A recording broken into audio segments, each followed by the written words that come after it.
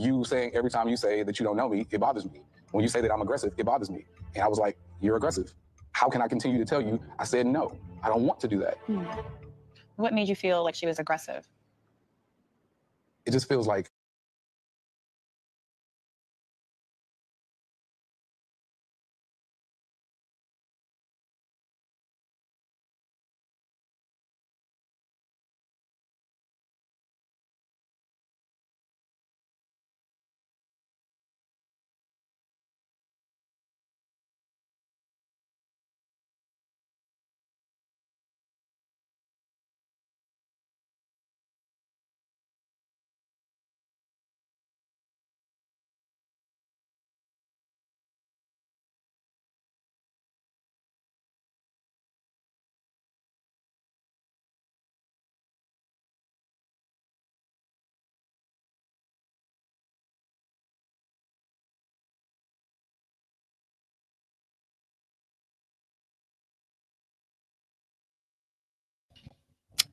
Hey guys, sorry about that. I was muted. Listen, you know what? Every time it happens, I forget. But listen, hey guys, welcome to Little Black Bird 91. Can I be honest with you? Listen, woo, baby, listen, it is crazy out here. Listen, Little Black Book, you know what time it is? Cooking with Kaya, cooking. Okay, let me stop. All right, listen, can I be honest with you? I want to be very, very real. I am majorly disappointed in Ikechi. Okay, majorly disappointed. So I want to start off with a little bit of a monologue and I'll bring people on. Okay, now I'm majorly disappointed with Ikechi because, right, what I saw from him was somebody who is playing on a particular card that I feel like as Black people we should never be doing. Right, like if I'm going to call you aggressive, there better be some aggression, right? If I'm going to call you aggressive, there needs to be some level of aggression. And from what I'm hearing, I'm hearing from him, right, is he's trying to get out of this situation by looking kind of clean, that, you know, he hasn't done anything wrong. And in all honesty, it's all about really him kind of like how he feels, right? But my biggest thing is that when he came into that conversation with Dr. Pia, right? You came in with a freaking bad attitude, first and foremost. Number one, you were rude to her. And then number three, when you sat down and then you had a conversation with Dr. Pia and Emem, you then talked about this aggression. And can I tell you what the aggression is? And the aggression is to do with the fact that, you know, sexually she's trying to come up to you. Listen. Okay, don't piss me off. Don't piss me off. We are Black. Okay, all right. And when you drop that, sorry, I just had to nuke the little thing here. Okay, you can see little moth had to die. But as you can see, sorry, the African instincts kicked in this then Black Panther style. But as for me personally, right, as Black people, I don't like using just aggression, all of a sudden using that word, right? Because it has great impact on us. Now, last week I gave him a little bit of freedom. You know, I said, hey, maybe there's something to that. The cousin might have been, the other man might have been aggressive, but your girl. And I said, I don't like that. And this continual use of "we are from the South" is absolute bullshito, and I wish it would end. I need him to stop with this "I'm from the South" bullshito. It is bullshito. It is absolutely bullshito. Damn, I got two different moths in here. What? Sorry. So for me personally, right, I don't like when we do that kind of stuff. You get what I'm saying to you, right? I don't like when we do that kind of stuff because honestly, it could have ruined her career and it's unnecessary, right? But not only just that, it's also it ruins the relationship that you have with this person, and also it puts that person in a very dangerous predicament because now you're saying that the things that they're doing is aggressive towards you, right? And you know, and that this person now is. And he had to rearrange it himself, almost like as if the person is going past your boundaries and almost trying to R-word you, because that's essentially what you were kind of alluding to by saying aggressive. And that is the problem I have with it. It's like you were almost at that point Okay, even at that point, it sounded like you were almost trying to say that, you know, she was being so aggressive that she was trying to break your boundaries, almost R wording you. That, and then you said no, that's not what you meant. Well, then that's why you shouldn't be talking. That's why you need to be watching what you say. But you know what words and the power of words are, so you need to be very, very careful. You know what I'm saying to you? That is what I don't like.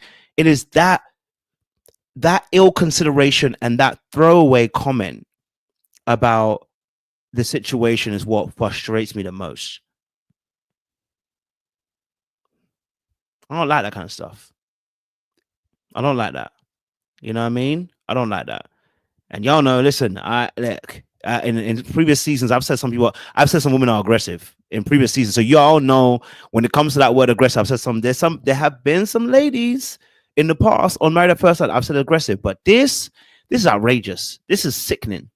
It's like for us as black people, is why it's sickening, because it's like it's a word that gets thrown at us, man or woman. Nobody wants to be thrown at and being called aggressive. You know what I'm saying to you, right? There's none of that. So you now put her in a very dangerous position, and Dr. Pia had to almost like, so are you saying it's this? The fact we have to even get to that place, right? The fact we have to even get to that place. Disrespectful, bro. Disrespectful. You know what I mean? Like, I don't like that kind of stuff. And you know, rightly today, I'm sure the panel will deal with him accordingly. You know what I mean? And so I was disappointed in that behavior. I watched it and I just hung my head down. This is disappointing. It's disappointing. It's like, what are you doing? You know what I mean? What are you actually doing? Do you know what I mean? Coming in with a bad attitude, acting like a spoilt brat child. You know, I'm talking about, like, you know, acting like you're, you know, I come from work and I've had a hard day. You're in bed by 9 o'clock, don't want to talk to her. What do you want me to do? What do you want me to do? You're in bed by 9 o'clock, don't want to talk. What do you want me to do? What do you want me to do? Why not be honest? Stop trying to make her come on to you and be honest. Tell her. You can tell her off camera. You don't have to tell her on camera. Tell her off camera. Hey, can I be honest with you? Say, hey, can I be honest with you? Right now, I just want to be real. I don't feel you like that. Right? So that behind the scenes, you guys have discussed it. So on camera, she knows how to move in code. We're black. We know how to move in code. So you don't have to baby us, bro. Like, you know what I'm saying? We know how to switch codes. So you could have given her that grace and said, look, I'm not feeling you. I'm not feeling you. So I'm going to be honest with you. I gotta leave it alone. Do you know what I mean? That would have been fine. But no. Ikechi wants to do what Ikechi want to do. Okay. Okay. Yeah. Quickly, there were couples really quickly before I asked people on as well. There was obviously Allison and Allen. Madison and Allen. I got the names mixed up. Look at that. They played a little sex game, and you know, look. She said she had no panties on. She said no. You listen, hey. Maybe, you know, he might get a little something. You know what I mean? You know, there might be something going on between them two. Maybe something a little cooking in there, you know what I mean? Maybe just a little something cooking. I'll change my mind every week, but maybe there's something cooking there. You don't know. You get what I'm saying to you? Okay. All right. So there might be something cooking tonight. And then obviously, but you know, my thing with Madison was she's a little bit cheeky. Let me tell you why she's cheeky. Because she always says, you gotta tell me what you want. Babe, why didn't you tell him what you wanted? And then you try to blame it on him by saying, you know, when he talked about, oh, I perceived that you might not receive it, right? And she was like, well, you should have just said it. What do you mean? We're not in that place. You know what I mean? Like, you might not have received it. Well, you should ask, Alan. And then she corrected herself. I should have told you. Yeah, you should have. Because I'm in a place where I don't know what I'm doing right with you. You know what I mean? Where I'm coming or going. So that was another thing. And then obviously as well, quickly, Juan and Carla. Yeah, let me be honest with you. Juan said, listen, I ain't gonna like you if you ain't gonna pay some bills. That brother is what I would call a modern woman. He said, listen, my thing dries up I hear you wanted me to pay bills.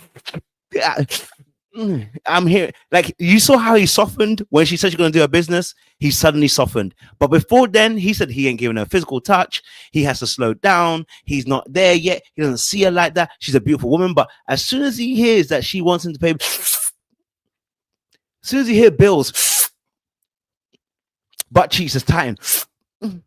He don't want to hear none of that. That boy is not interested. He is not interested in her when he has bills to pay. That brother said, listen, if I'm not getting my bills paid, just know I'm not coming your way. I ain't coming your way. What you gonna do with that? There's only one way. Okay. I never saw that. Okay. And then obviously as well, on a serious note, and then we obviously have David and Michelle. Shout out to David and Michelle. You know, Michelle is smiling more. I'm sure that David's probably had a conversation with her behind the scenes, because Michelle is smiling a hell of a lot. Then my only thing about Michelle is she's a little bit manipulative, right? Like, or I should say a little bit defensive. Okay. Wrong wording. She's a little bit defensive. Okay. When Dr. Pia came to her to ask her about what she said on their camera, okay, I'm only going to replay back to you what you put on the camera. You said you wanted this kind of man. And she said, oh, yeah, that's David. Okay. If it's David, then, you know, hey, she's like, I know where you're going with this. No, you're right. You do. So what's the issue? Okay. Because you're not saying that you don't fancy him. So what is the actual issue? Is he not attractive enough? Just say it. Again, you're another person dragging out the relationship. Just say it. If you don't find him attractive, let him know. We can see why David cheats on you if he cheats. We can see why. In fact, at this point, it's not even cheating. I mean, you gonna leave a brother out in the cold like that? Yeah. Okay. So, hey, the friend said he's ready to move out when he's ready to move out. You know what I'm saying to you? What I would say is, if Michelle should, I get it. Michelle has a lifestyle in her head that she wants to implement, and it looks like David is not going to implement that lifestyle. Can I be honest with you? I don't think she's wrong. Okay. Now, I think he wants to do whatever she want to do anyway, but whether he wants to keep up that Jones's lifestyle, I don't know either. Okay. I don't know either. So, you know, she's another one that she hears that, you know, basement. You know what I'm saying? To cobwebs. As soon as she hears basement. So I get it. You know what I'm saying? To like, you know, I hear it. You know, in that space, but she does need to be open. You know, and look a bit more deep into it, because I think she'll have the same issues with somebody else. I think she will. Because of communicational errors, and she's not communicating at all. She's shutting down. You can't do that, right? So even if you get the person you want, you're going to still have the same issues. And then there is obviously, what am I saying? Is there one more couple? I'm missing them. So let me check my notes, because I'm going to miss who they are. Someone said they were shut down too. Lord of mercy. I think that's it. Oh, Thomas Camille. Yes. Yeah, I know you guys are gonna hate Camille. I know it. I know this week y'all gonna tear her a new one. I saw them in the jewelry shop, and I said they are going to tear her a new one, because they are going to ruin her and talk about how he has swag and everything. But I want to say and be honest. Look. She has a certain aesthetic that she wants, number one. But number two, she also does want somebody with a bit more oomph. And I think Thomas is willing to get to that space. You know, I think he can grow to that space. I can't lie to you. I think he can grow to be that assertive. The question is, can she handle a man that assertive? You know what I'm saying to you? So that's going to be a real question. You know, so, you know, the ladies are saying he did look a little bit more cuter. I thought, okay, you know. Hey, listen, look, you know, if a girl's got good taste, I have no problem with her suggesting items. But she should also be aware that when I start suggesting, don't start calling me controlling now. Because you're suggesting, I'm also suggesting. You know what I'm saying to you? But your suggestion is coming with a very strong appeal, meaning that if I do these things, you're going to find me more attractive. If I don't, your attraction may not grow. So it's not really a choice. You understand what I'm saying to you? This is where clever manipulation starts kicking, right? Very clever manipulation, because in this instance, as a man, you can't really win this battle. Yeah, because if she says that she it's like, oh, I just want to spruce him up. If we then said, listen, we just want to spruce you up a little bit, it could be looking like you're controlling and you don't actually like them for who they actually are. That's my only issue with Camille's situation right now. I said, I like the fact that, they went shopping, and if she makes suggestions, then it's, you got to be very, very careful. Okay. Got to be very, very careful. Just because if we start shifting your style, are you going to feel some type of way? You know what I mean? That's all I would say. Okay. All right. That's all I would say. Now, the gold chain was a little much for me, and the earrings thing, that's not my particular style. Okay.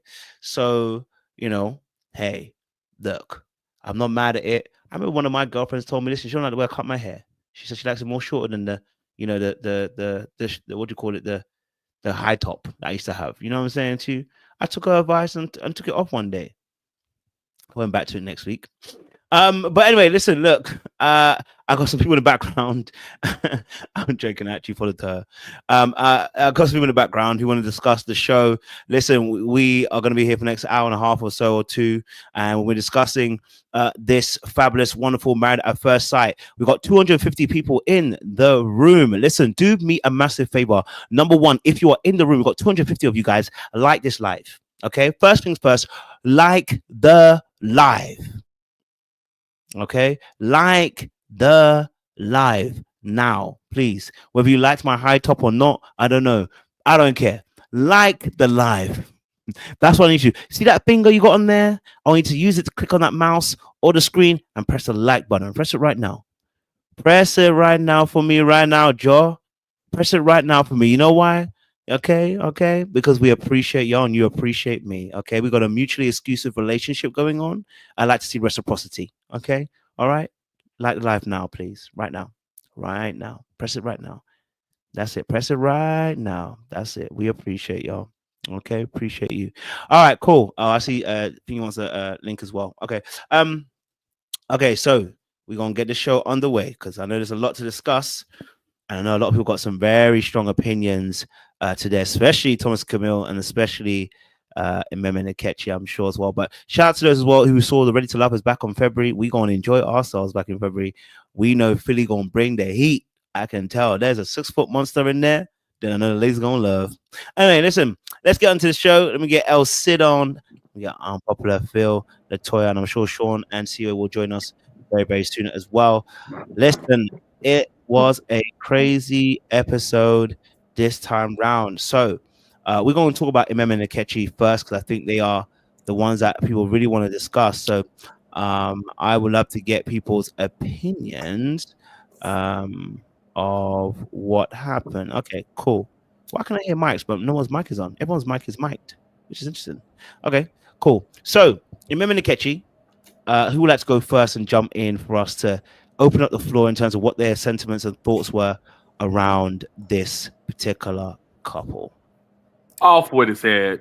Off with his head. I'm sorry. Let me just say this.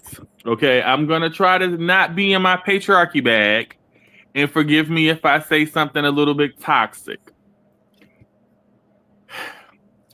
If I take your hand and I put it near my penis, I want you to touch it. I want you to pull it out. I got a present for you. Was she being sexually aggressive, or was she trying to create some form of intimacy between the two of them? I cannot trust nothing Ikechi says because he is a liar. We have seen him say she's aggressive, and she's not even being aggressive. We've heard him say, oh, I'm tired. Dog, what are you doing that got you so tired? I just came from the other side of the U.S. today, and it's past 9 o'clock, and I'm still up and at 'em. What are you talking about, dog? Yeah, like, they got to do that right now. It's good. If you don't like her, just say you don't like her. Do it like Juan did. Juan was polite. He said he wasn't there yet. Give her something. Love is I blind. didn't. We need to watch I- the scene at first sight. Back in See, wait. it's in Chicago. See, you gotta mute yourself. I don't know what's going on. I can't mute people, so see, mute yourself. We can hear you. I didn't like the. I told you guys last. I told you guys last week he was trying to write the narrative of her being aggressive. This week he took it up a step further with That's the so whole crazy. sexual aggressive. So yeah, man, I wasn't feeling it at all. And I'm okay. One last thing, and I'm gonna let somebody else go. If we are adults and we have some type of romantic connection that we're trying to build or that we're in, like a marriage, it's not wrong for me to try to create intimacy between the two of us. Should I be aggressive? No. You should never be aggressive. But should I try to create some form of intimacy? Yes. Yo, buddy gotta go. Off with his head. Off with his head. Thank you very much. Hold on, before you go, I think Srina's playing up a little bit. So people, if you are in the background, I don't know why it's not muting. You might have to self-mute. So if you're on, you might have to self-mute, because I think when I'm trying to mute people, I can still hear people in the background. So just if you are in the background, don't talk too loud, because we're gonna hear you. Okay, so if you're gonna cuss out somebody and you cuss somebody on this panel or something like that, don't say it, because we're gonna hear you. Okay, just to warn everybody here. Okay, so just so you know, I don't know why the thing's not muting. So if you're having a conversation back, we're gonna actually hear you. So just be as quiet as you can. Go for it, El Cid. I'm so glad that Phil went first and clarified it, because I had questions for the men on the panel. The same question Phil answered. So if you take the your wife's hand to your little Ike, does that mean you're opening up, intimacy? Are you opening yourself up to her continuing the touching? What I think is that he took her hand to little Ike, and little Ike didn't respond. Okay? And I think he was like, this ain't for me. But when you open that up, here's my question to the men on the panel then. How do you then close that barn door? How do you then say, hey, yeah, I started it, but I don't want to go any further? Because I've heard the men on this panel before say women don't handle rejection very well. And I think Emem has showed us that we can handle rejection, and sometimes it's confusing when the man is not clear. So I'm asking again, hey, I think he was like, yeah, let me see if touch will entertain me, and it probably didn't. So now it's like, I don't want her to go any further, but he hasn't said anything, and she's like, hey, you open up the door, let's go. Because really and truly, Emem could have been offended, quite frankly, with him taking her hand. Emem could have been really offended that he did that. But now he's the one offended. So I'd like, in going through the men in the panel, kind of answer the question that I have. I'll go first. If I put your hand near Big Phil, I said little Ike. I said little Ike. But we talking about Big Phil. If I put your hand near Big Phil and, I decide to slow it down, it's just a conversation. I like where we're moving at, but I don't want to move too fast. In my past, I've moved too fast. And then, once we have sex, I become less interested. You just have a conversation. He's a writer, so he knows words. So use your words, dog. I did not like the whole she's being sexually aggressive towards me. Like she about to rape you up in this house. Dog, that's a big one. We gotta watch what we say. But yeah, you just have that conversation. But don't start something that you're not ready to continue. Maintain healthy boundaries. If you're not ready for sexual intercourse, don't even go down that path. I would like to jump in. This is Latoya. Before you go, I think there's a question for the mandem that Elsid was asking, so I'm gonna let Trey go. Trey, go for it, because Elsid wants a question answered. Sorry, that's why I'll let you come after. First of all, Elsa ain't right, because we was having this discussion earlier today. That's where the question came from. I'm gonna preface it by two things. I'm gonna say this first, just as a statement, and just to be safe and proper. It's the PC statement right here. No matter you're a woman or a man, if someone says they are comfortable with you touching them, leave it alone. Okay? No matter what. Now, this particular situation. All right. We got there's some issues here. It seems like from what we've heard, Ike did initiate or at least open the door for this type of engagement with MM. And to what Elle said earlier, I actually kind of agree with her. We talk about this back and forth. I do think it was a situation where, okay, he might have been feeling her. She might have been feeling him. One thing, things got a little frisky. He probably tested the waters. And out of two things happened. What Elle said happened. Yeah, he pulled it over. Didn't get the response he thought he was going to get. Okay, something probably off. But the door is already open. Problems.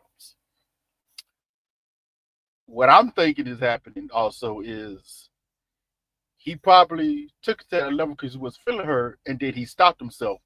Was like, wait a minute. I don't know this chick yet. I need to get to know her first before we do anything physical and let that happen. That's somewhat responsible, if you want to believe it or not. It is somewhat responsible in this particular situation. The problem still is you opened the door. And now she is having a certain expectation of some type of physicality between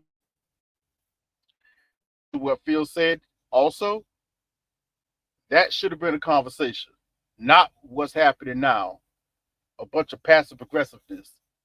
He's spewing and stirring in his feelings and letting it build up to a point now he's calling her certain words and names aggressive. We talked about this last week. It's a trigger word. And now here we are.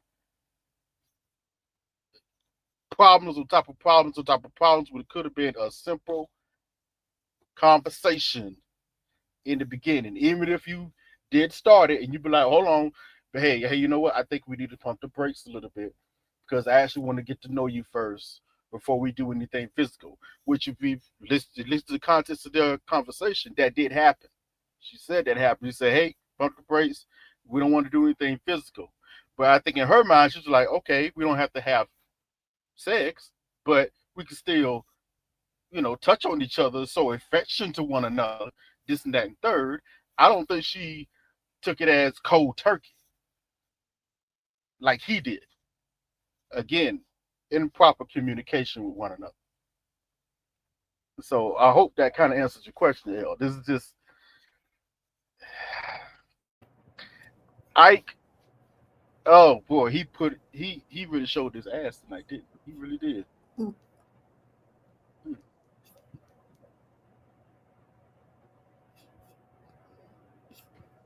Go for it as well. Oh, okay.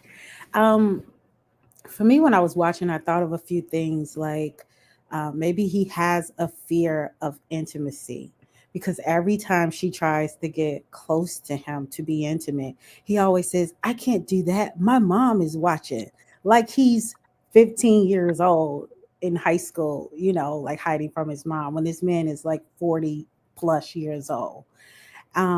Which leads me to like when he always talks about, I'm not used to Chicago women or Northern women or Native or African women or whatever that is. But then the question is like, what kind of woman are you used to? Because like now men are asked to do more, be more emotionally available, be more intimate. But like very short time ago, and we're still transitioning in this paradigm shift, men didn't really have to do anything. And so is that what he's used to also, as opposed to just wanting to say she's so overtly touchy-feely? And then the last thing, I wish Dr. Pia would have asked, and shout out to Dr. Pia, we went to college together. Like, are you accusing her of SAing you?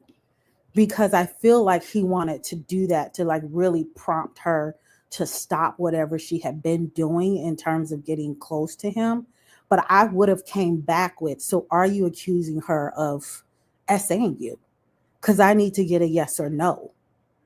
To really, really like, because here's the thing, I don't like when people say things like that could be accusatory, and then we kind of like throw it off, throw it to the side, because that's serious what he was saying. But then they allowed it to kind of just go back to how do we work together, when in reality, how can you work together after something like that?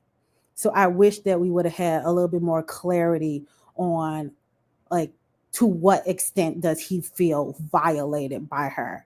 But overall, I just think he's a trash human being. To go on the show, to actually get married, to not try to be intimate with this person at all, when you also gaslight her by saying, oh, I'm attracted, I think she's attractive, I'm attractive to her. He's just an unsafe person to be around in general, whether it was before the show, during the show while he's married to her, and after the show once they get divorced. So I really don't like a man like him because of how he positions himself when he feels inferior to a woman. I just wanted to add something right quick. I have an over-the-top personality at times. I can be loud and boisterous and stuff like that. But it's just a couple of things you don't play with me about. And when my money, my mama, my family, and my name, whenever you put out that someone is being sexually aggressive towards you, that's a big statement. And you have to be careful about that. And I'm with you, LaToya. We can't move forward. Certain stuff we just can't move from. I do a lot. I've done a lot. I've been in a lot of places and done a lot of things that I won't talk about. But when you start talking about stuff like that, don't ever play with my name like that. And what he did to her, it's a wrap, yo. I would say, no, I can't do this no more because you're not about to play with my name. Not only as a man, but as a professional. And a helping professional too. She's a nurse practitioner. Her license can be on the line when you start making accusations and stuff like that publicly. Nah, it's a wrap for me with them two.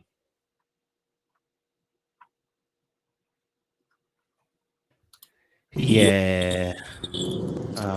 See where you got to meet yourself. It won't meet you. So just meet yourself, Siwe. Thank you, Siwe. Yeah, no. So I think in regards to the question, listen, I think if you I'm very careful what I say, but I think me personally, right, in this situation, I can see how it can be. I want to be fair because I want to hold it. He's made a statement and he's made almost an accusation in a sense, right, to say that that someone has been sexually aggressive towards him. So I have to take his statement like I would if a woman said the same. I have to take it very, very seriously. So I do have to look at it from that perspective and kind of slow down a little bit, right, and be like, okay, what's he actually trying to allude to here? So his whole premise of this situation is obviously that she's reached over and I guess obviously tried to initiate sex, and he said no.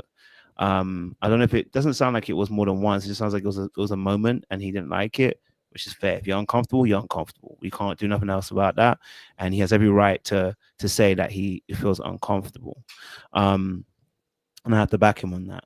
I think for me personally, shoot, if I don't, and again, if I don't like, and this is where double standards are going to come and kick in a little bit, just a little bit. This is probably my double standards where I am not as fair to the man them as I am to the woman, just because I think me personally, I guess I'm probably projecting a little bit of my own self. You know, I can understand sometimes that, you know, like things happen, but I guess I'm being a bit projective by saying, you know, I would expect you to say something or do something, let her know, listen, I'm not in that space. But my problem is we haven't had that conversation. My problem is that he hasn't actually had a conversation with her to say, I'm not feeling you like that, right? And I'm not in that space to be doing those kind of things until after that situation has kicked off. And also, if previously that situation has happened where you've put your hand in my lap, right? Again, we all believe in consent, and we should be all consenting before we do certain things, especially when it comes to sexual devices. Someone's mic is open, so just mute yourself, anybody who's open. But like, so I definitely believe in that part as well. Like, consent should be essential in these situations. I do think it's a bit fuzzy with Ikechi. Who's got them? Someone's got their mic open. So if someone's moving around, you got to mute yourself because we can hear everything you're doing. Latoya, are you typing? If you're typing, we can. No, that is not me. That looks like I forgot his name with the Scully hat on.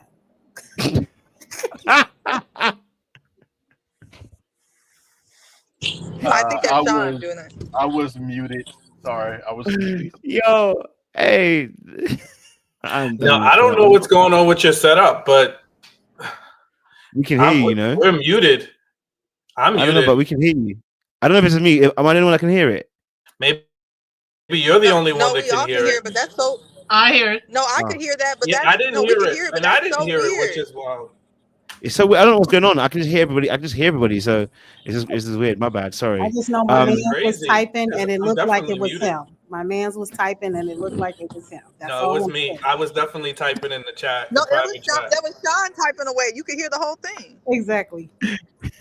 My bad. I do apologize to her, and thank you for. Yeah, I'm not sure what's going on because I'm definitely.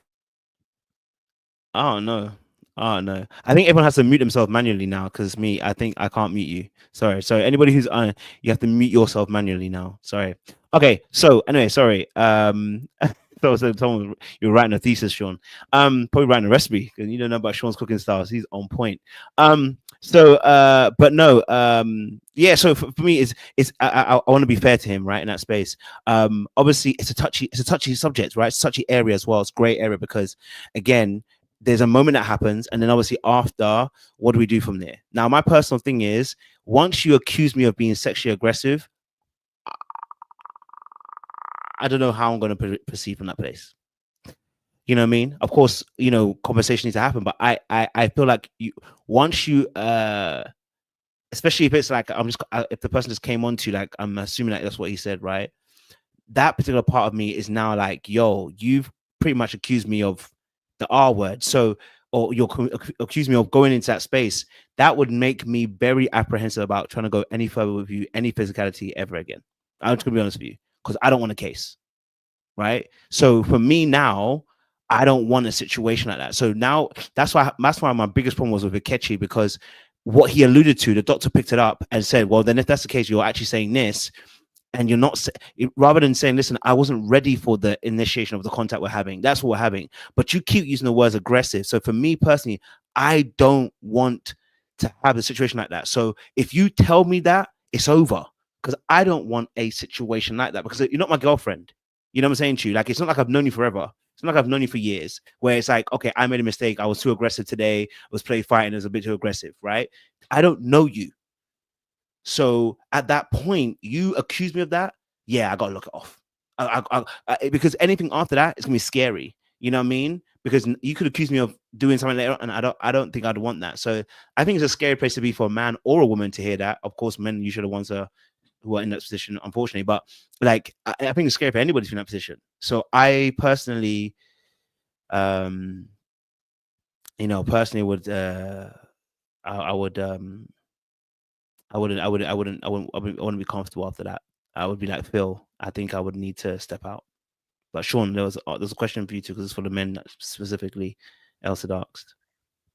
Oh, you know, with that move, yeah. I mean, I hear her take. I don't think that's the take, because I mean, could it be? But I know anytime I've ever done that, typically I'm not doing that until I'm ready, you know, like until I know he's going to show improve. So I'm not going to put your hand in a place for him to do something that he hasn't already done, if you catch my drift. So I think that he did it because he's performative.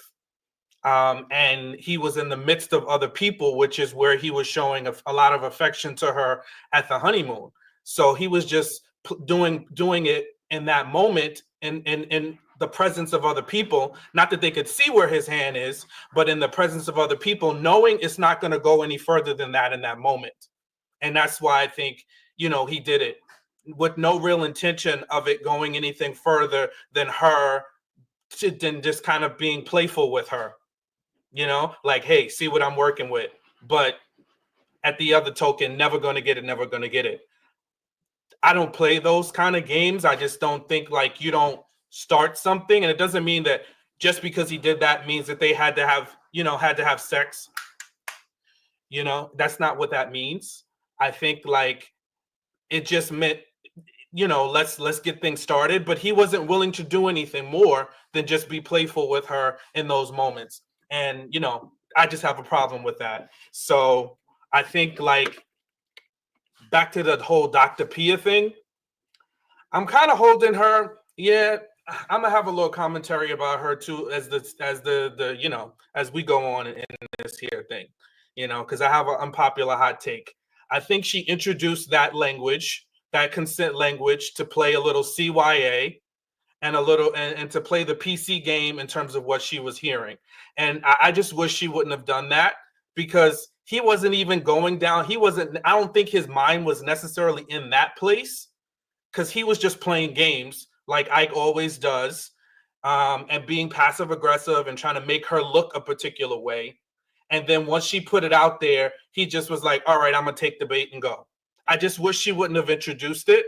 And if she was going to do it, I think they should have really done a much better job of clarifying the scenario, especially because once we got the you know, more details from Emem of what actually happened and how she felt more comfortable in touching him and moving things to a more intimate place, I think it painted a better picture. But I really think they should have done a much better job of clearing that up after she put that on the table, if she was going to do it.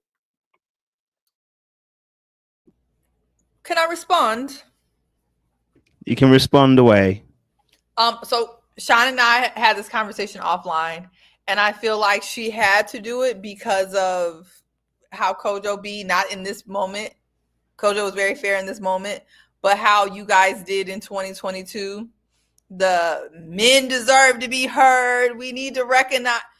So if she didn't, they would have tore her up. Like, you cannot allege abuse and then be like, because that's pretty much what he did. And so, although I understand where Shauna's coming from, because I think her giving words and language to the nonsense, in my opinion, made it worse. But I feel like she was put in a situation as a professional. She has a duty to not ignore that type of stuff. And so I feel like she kind of had to, because he was implying it. Like DJ said, he was implying it, so she had to recognize it.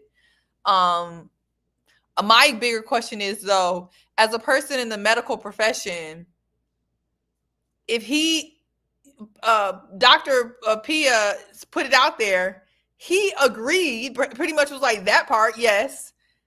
And then after that, they talk about, can we move forward? Where are we moving forward to? That's my confusion. Like, he has a right to feel the way he feels, even though he's killing me. But if he felt like that, and to be honest, when you do not like a person, that is genuinely how you feel.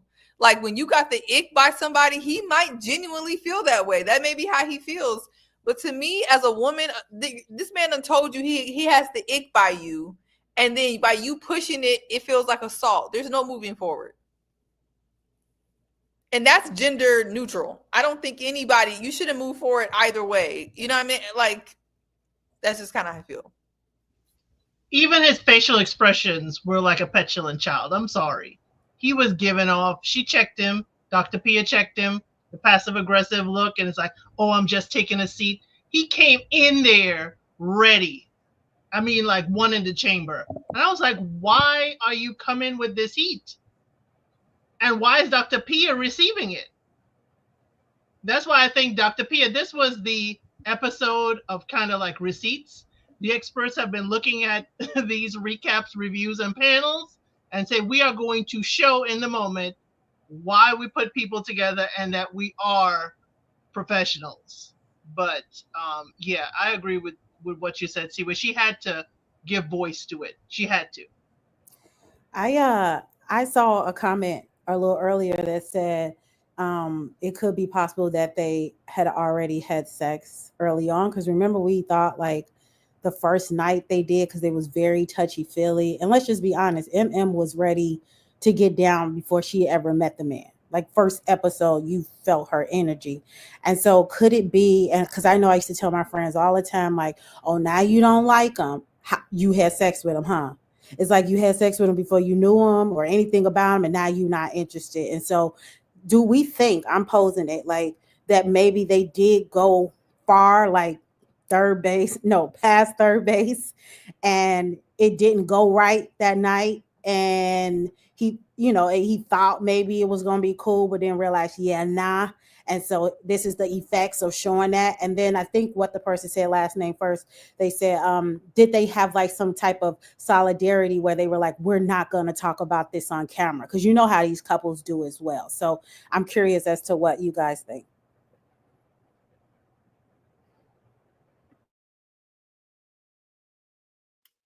Yeah, I don't think so. I mean, could it be possible?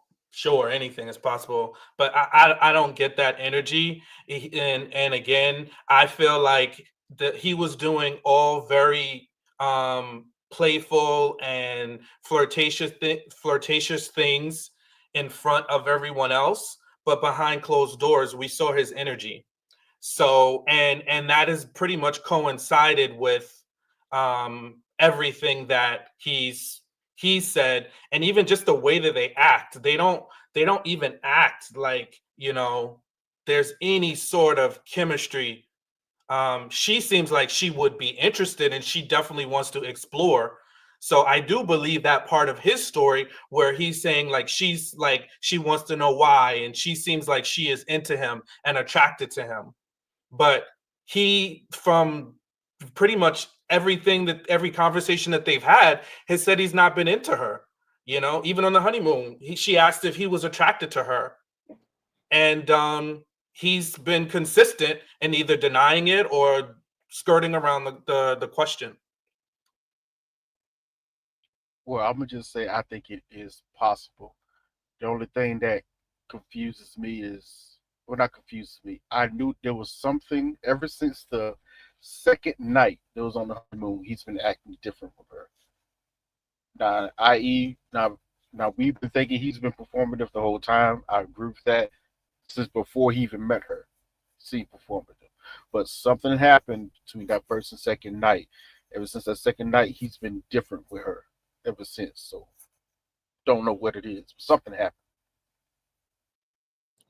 I agree with LaToya. What was the couple, the flight attendant and the preacher kid, the church guy, and she was the eater every night back in Atlanta? What? I remember that. Yes, no, you're right. You're on something, Phil. The white lady with the biracial dude. Yeah. The one who wanted to be biracial. He identified as biracial, but he wasn't. Yeah, and she later admitted that she was, doing the do every night for him, but he wanted to pretend. I get the same vibes from Ikechi and Emem. Something happened, and maybe the first night wasn't the best night. That's why you always got to give it a second try. You work out your nerves and stuff. But Ryan, yes, Ryan was his name. Thank you. I do think something happened, but I think and Clara, yes, thank you so much, y'all. But a better question for Dr. Pia as the professional in that, if she can't ask you questions, if you're going to bed at 9 o'clock, if this makes you feel aggressive, you explain to me, how do you guys get to know each other that makes you comfortable? I think that was a missed opportunity because she really can't do nothing with this man. She got from 8 o'clock to 9 o'clock at night, because then he's going to bed. But then then y'all both work 8-hour days. So the question for Ikechi is, how do we make this marriage work in this short time span without answering questions? Because someone mentioned earlier about him he's saying he like going for car rides. I'm not a puppy. I'm not a dog. What are you saying, dude? He's not ready for marriage. Letters to my wife was a scam. Chasing the show and trying to get on the show, I guess he's trying to get some notoriety because he's definitely not here for marriage. Phil, I have done car rides with my kids to put them to sleep, so it's not just pets, okay? Not just pets, okay? But how do we get to know each other in a marriage? I want to go along. I want to go along with what you said, because he also said he just wants to be in the moment and experience each other. I would like to know, what does that entail? Because he just wants her to be quiet and just be there, is what it sounds like. He wants her to fawn over his music career and his art. And that ain't, I get it, you know, but he, like, women want it to look a little different as well. And I do remember Clara and that dude. And I really hate that Mavs dropped the ball and stopped putting them hidden cameras in these apartments so we can see the real deal and how these couples are being treated and what they're hiding. I heard that was just for COVID, but like, bring them cameras back. That's when the show was great. This isn't P-Hub. The clapping. I said, baby. They're still in apartments. Because they showed a few of the footages this season. The cameras are still there. It's just not giving us the footage of those. Not in the bedroom, in the bathroom. Not in the bedroom, but it's in the living quarters. From the living room to the kitchen, the cameras are there. We're just not getting. That's what Latoya said. She want to see what's in the bedroom. I never said that, because they've never showed anything of bathroom scenes. But even when they was like in the living room, you didn't see Stasia and Nate. That was a steamy scene. Oh, okay. Well, I'm not talking about that. I'm talking about like that crazy couple from DC back in the day when they like saw them hitting cameras.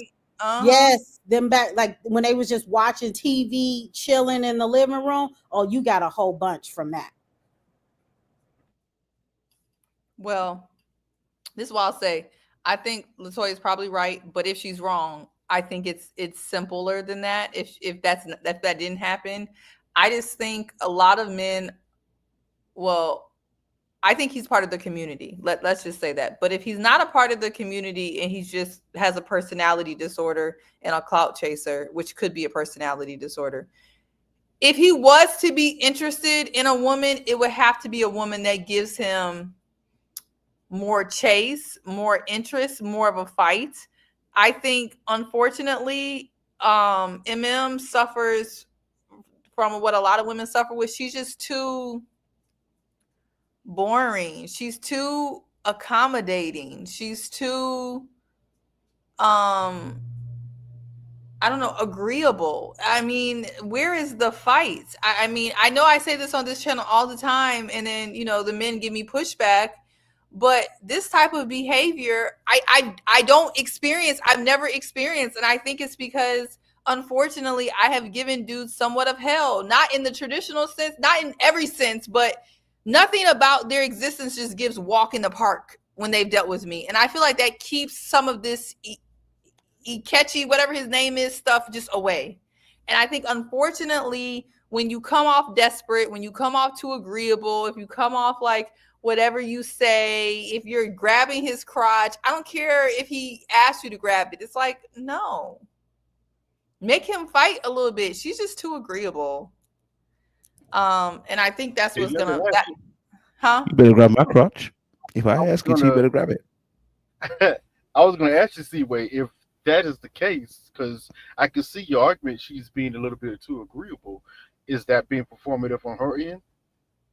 She seems like she's actually just kind of agreeable. She seems like this doesn't even give pick me in the way that I've called people out. It seems like she's just one of those like go with the flow, very easy to get along with people. And so I don't want to call her a pick me for that. I just feel like when you are sincerely like that, unfortunately, if you don't meet a really, really nice man, you're going to meet a lot of men that are going to either be bored with you or take advantage of you. And it seems like he's not trying to take advantage of her per se. It seems like he's just so bored that he just is mean. That's what I'm getting. Go ahead. What were we gonna say? Yeah, I think the word more so is she's eager. You know, so I think men, we do like women that are agreeable. So I want to debunk that part, you know. But I think she's too eager. And I can see that, to his point, she's like ready to go, you know, and you want there to be a little tug. You know, you want it, you know, in some instances. Now, some people, they may not mind. But you know, you want it to be a little bit of push and pull, you know, especially in the beginning. And he just might like that. And I think she is like, she's ready to go right now. And I think that it's probably coupled with the fact that he's really not truly attracted to her. And I will give y'all, because the more y'all were talking, I think something happened at the honeymoon. What it was, whether he got a whiff of something, I don't know. I don't want to, you know, put that out there on her. But all things happen that can play with the guy's head. So he might have been like ready to tempt the waters. And there's something, you know, I'm a very scent-oriented person. So that's why I just said that. Because if I get a whiff of something and the whiff is not whiffing, then it's going to turn me off. And I guess I'll have the ick, as they say. Some people, they don't care. Scents don't matter. They're going to go full throttle, you know? So maybe he got the ick a little bit and he was also on the fence. And then she's also very eager. She is. Because once he gave her that green light for the hand, you know, the hand to his man meat, she was like, all right, let's get this show on the road. Not the whiff, Sean. Really, Sean? Is that what I mean? Really? It could be. You talk about agreeable, but you like a little toxicity. What about toxicity is agreeable? Really? You used the word toxicity. I didn't. No. I have been here and heard the panel. Y'all have said y'all like a lady with a little toxicity. A little toxic. I don't know what you were hearing, but I never said that. Okay. I'm a changed man. I'm a changed man. I feel like I've healed now. I'm healed now. So those particular aspects, I don't want them anymore. What I will say is, you should. I think in a situation, she is very eager, but I would say that unfortunately she's been put alongside somebody who doesn't like her. Like, you know what I mean? Like, and so a company with eagerness should be boundaries. So maybe there's some boundary issues for her in that essence. Because what actually makes somebody sexy to men isn't toxicity. It's actually the fact they have boundaries. It's boundaries. So it just, do you know what I mean? So, but some of our boundaries are clouded in toxicity. So of course, but it's because you have boundaries, because you yourself have put value on yourself and said, hey, for me, I've got some value. You know what I mean? Now, in this instance, I think Ike is playing games here. I don't like that. You know what I mean? Like, I mean, it seemed like he liked her in the very beginning, but my thing is, you know, one thing we haven't taken into account is, you know, that sometimes when you don't like someone, at the very beginning, you try to make some things work. Now I'm going to talk about this thing because as men, we don't talk about this often.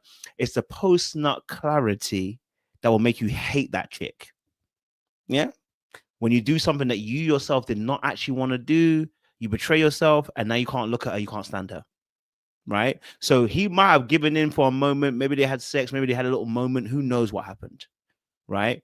But when you don't like that person in the beginning and you give in a little bit, you can hate yourself and then you hate her. But why wouldn't she admit that though? The only problem I have with this theory is if you're over here calling me an abuser, you're calling me that I was aggressive to you, I'm going to put out there that you was clapping my cheeks. I'm going to have to. And she never said that. She didn't, but you know, obviously at the same time, maybe she has her own reasons why she also doesn't want to expose that situation. You know what I mean? Like, you know, exposing that, oh, so we had sex and you've turned around. Maybe there's something for her. She doesn't want to expose that. You know what I mean? Either way, I think he never liked her in the beginning. His behavior never gave anything. I didn't see him changing. I know we saw his behavior at the very beginning where he was cozy, but I'm telling you, as somebody who has played a game, you can hate someone, dislike them, and still play that I'm being cozy, because it's not very difficult to put myself up next to you. It's not difficult. It doesn't take much energy or effort.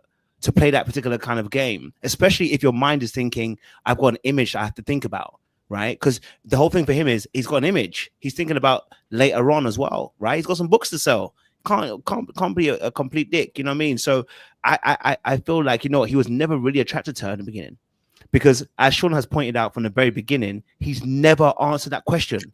And we tell you this now: if a man's attracted to you and you ask him, "Do you find me attractive?" He's gonna tell you, "You the shit." He gonna tell you some things, right? The fact he could not answer that question tells us he never liked in the beginning. He was playing, and he's been playing since the very beginning. And whatever he's got deeper and seen a bit more, he hates even more, right? I use the word hate because of the way that he's so rejected of her and so displeased, I should say, even, you know, say the word is, how do I say the word without being rude? You know, just, I don't know what the emotion is, but it's he's repellent, or, you know, he feels repellent from her. You know what I mean? Disgusted is the word, the emotion. That's how he feels. So until he becomes truthful and tells the truth about how he really feels, we're gonna keep having this situation. If I was M, and of course she doesn't know that all the way, I'm probably sure if we find out that M has probably actually said she wants to be out of that situation a long time ago, but because she's on the show, they sign contracts, all that kind of stuff, they probably try to sell her, M, keep at it. You can make it work. To the way M looked today, I think she's been wanting to be out for a little while, but they're not gonna let her go out like that just yet. So we will find out later on, see where she stands. So Kojo, you're saying that if you don't like the woman, you're going to put her hand in your nether region? I mean, I just don't get that. I do. I'll tell you, if we don't like you, men can do some wild things. I mean, women can do no. Y'all can do some wild shit things out in the wild, but this is television. This is recorded. Camera didn't see it. We didn't see it. We didn't see it, but she gonna tell it. Come on now. I know, but she can only tell it. We never saw it. So as long as no one sees it, it's still. You know, like when we said about the fight between on Love Is Blind, right? Between what's his name, Rage Man and old girl, Scotty. Nah. On Love Is Blind, Angry Man. What's his name? Nick. Nah, the black man. Who? Chris. I'm so Love Is Blind, guys. What season are you talking about? This most recent one. Who was angry? Oh, you talking about homeboy? Tyler? Drake. Yeah, fake Drake. Who? Tyler wasn't angry on Love Is Blind. No. Homeboy with Tim. Thank you, Tim. Tim. He's so forgettable. I have casted him out of my mind. Oh God, he's so forgettable. Sorry. Tim and Alex, basically, yeah. Like, and so when things are not like we're now debating what happened in that particular situation, even though people are giving their point of view. Do you get what I'm saying to you? So when it's not being seen, it's kind of hard to like fully picture what's going on in that situation. It leaves it up in the air in the gray. That's what I'm trying to say. So he did it behind the cameras, right? And I think, like Sean said, it's performative. It's not necessarily. And again, like I said, sometimes I don't know how to put it. It's like you can not like someone, right? Really not like them, and then but you're trying to do things to see if it can change, right? So maybe the hand on the crotch might have been like, let me see how I feel if she puts a hand on the crotch. Will I get a rise? Will I get something out of it? And you find out you hate it even more. You know what I'm saying to you? So I can explain it, because I think the Sag in me, this is where, like, if I have a male part of my brain, it's this part. Sometimes as a Sag, I'm gonna tell you, and I think men like Ike, what's his name? What's his name? The teacher. Just call him Ike. Ike. Sometimes you do it for the curiosity, you do it for the plot. It's really not about like it's you're interested and you're curious, and so you're just trying it just to see how you feel about it. A lot of times, you know, it's just that, and then when you try it and you get your curiosity out, you're like, It didn't live up to what I was interested in. I mean, I know a lot of women don't think like that, but my fellow Sages, I feel like y'all can feel me. We be curious. It's just curiosity. You don't have to F with the person at all. You're just interested. You're doing it for the plot. And then when the plot is up. That's what I said earlier. That's what I said. That's it. It's you're just interested. He put her hand on little Ike, and little Ike didn't respond, so I gotta put you away, push you away. No, see, Elsa, that's why I have to disagree with you on that point. And there was another comment that I started. I don't know if you unstarted, Kojo, but I had seen this on somebody else's comment or in Reddit too. But supposedly some ex of his got on Reddit and said that, you know, he's well endowed, right? So if you're well endowed, you're gonna wanna let her know what you're working with. But it doesn't mean anything, because he doesn't want it to go any further, because he didn't do that in the comfort of their bedroom where something could go down. He did it while they were in the company of other people. And then once she escalated, when they were together in another intimate moment, he turned it down, because it was just all about the ego of her knowing, hey, listen, this is what I'm working with, but I don't want you. You know, she couldn't click that part that, you know, that wasn't a signal for it to go further, unfortunately, because he's playing games. But it's just the ego for him, just somebody else, you know, her knowing, hey, listen, this is what I got. But if a man likes you, he wants you to touch him. He wants you to be around him. You would never have to guess if a man truly likes you. All this guessing we're doing, he don't like her. If he did the whole put her hand near his crotch, it would have went further if he liked her.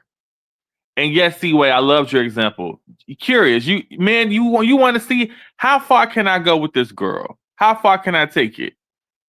You know, I can't speak for everybody, but I know you probably slept with some people you may not have truly liked, but you just said, hey, it's a Wednesday. What the hell? I wasn't trying to say. That's trying to see what to do. It's a Wednesday. Yes, that's exactly what I was trying to say. I think that if he actually liked her, there would have been some foreplay. I think he saw how gullible she was. And like I said, we don't know what they did behind the scenes, but we have all done a lot of things. I'm going to say minus Elsie, because she don't seem to be a part of this part of the conversation. But we have all not liked somebody, but still, hey, opened up our legs and let them do some things. Stop playing. You just want to see what it do. That's it. You just trying to see what it do. That's I'm bored. I'm bored. You thirsty. I know you. I could get it from you. All of it. Yeah, and you know, even with him, you know, saying all of this to Dr. Pia, who looked amazing in this episode, FYI, or was it just me who thought she looked great? You know, he wouldn't turn her down. He just doesn't like her. He really does not like her. And I think Phil, peep when he tell me, Phil, when he got it together, at what point in the conversation? When did his energy switch towards Dr. Pia? When she acknowledged that he didn't sit next to her. No. What? When Dr. Pia told him to check that attitude at the door and get it together, then all of a sudden he was like, "Ooh, okay, true." He was like, "Oh, okay, oh, all right, get me together." He wants to get got together. That's what he wants. But I don't think it can come from Emem, because I kind of agree with a lot of the ladies in the chat. When he saw that apartment, he know he can't compete. That's another thing. That's a whole. It's an ego thing. So, you know, I think it may work, but again, you know, I think you say this all the time, C-Way. You give somebody you like more allowances than somebody that you don't. Mm-hmm. So since he don't like her, she ain't gonna get away with much. Because if he likes her, she can ask all the questions in the world. We'll be talking and we'll be up all night. The fact that she even said, well, he go to bed at 9 o'clock. So he really is going to bed at 9 o'clock every night? Oh, he don't like you. Can I ask a question?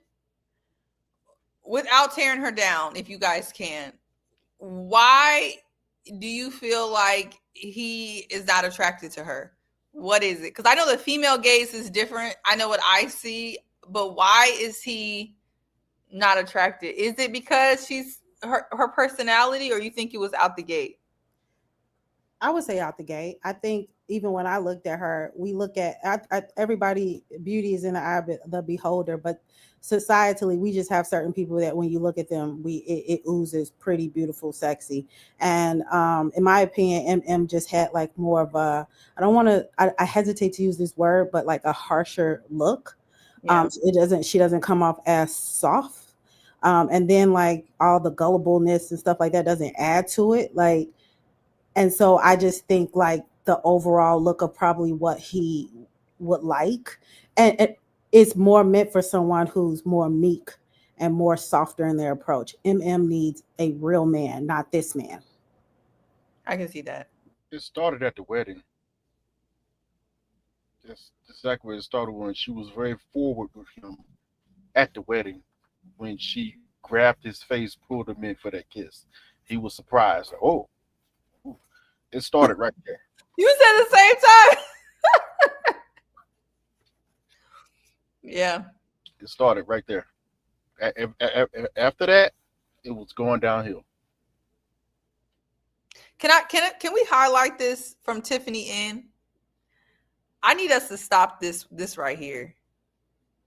She says, what's harsh about her look? Let's just say light skin and dark skin at this point. Y'all, I want to get to the point at Married at First Sight where there could be a woman that's dark skinned that someone can say objectively has a harsher look or doesn't have a cute face without people calling colorism. Like like there's white people with harsh features and strong features that people could be like, she got a strong face. And we've said that, but no one says anything.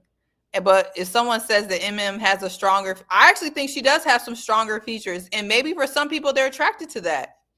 There's things called masculine jaws and not masculine jaws. I mean, these are just like objective things. I'm not even saying she has a strong jaw, but I'm just saying like, it boils down to societal expectations. Nobody is saying that she's not pretty or anything like that. I love the way she looked this past episode, but she is not what societally you're gonna like.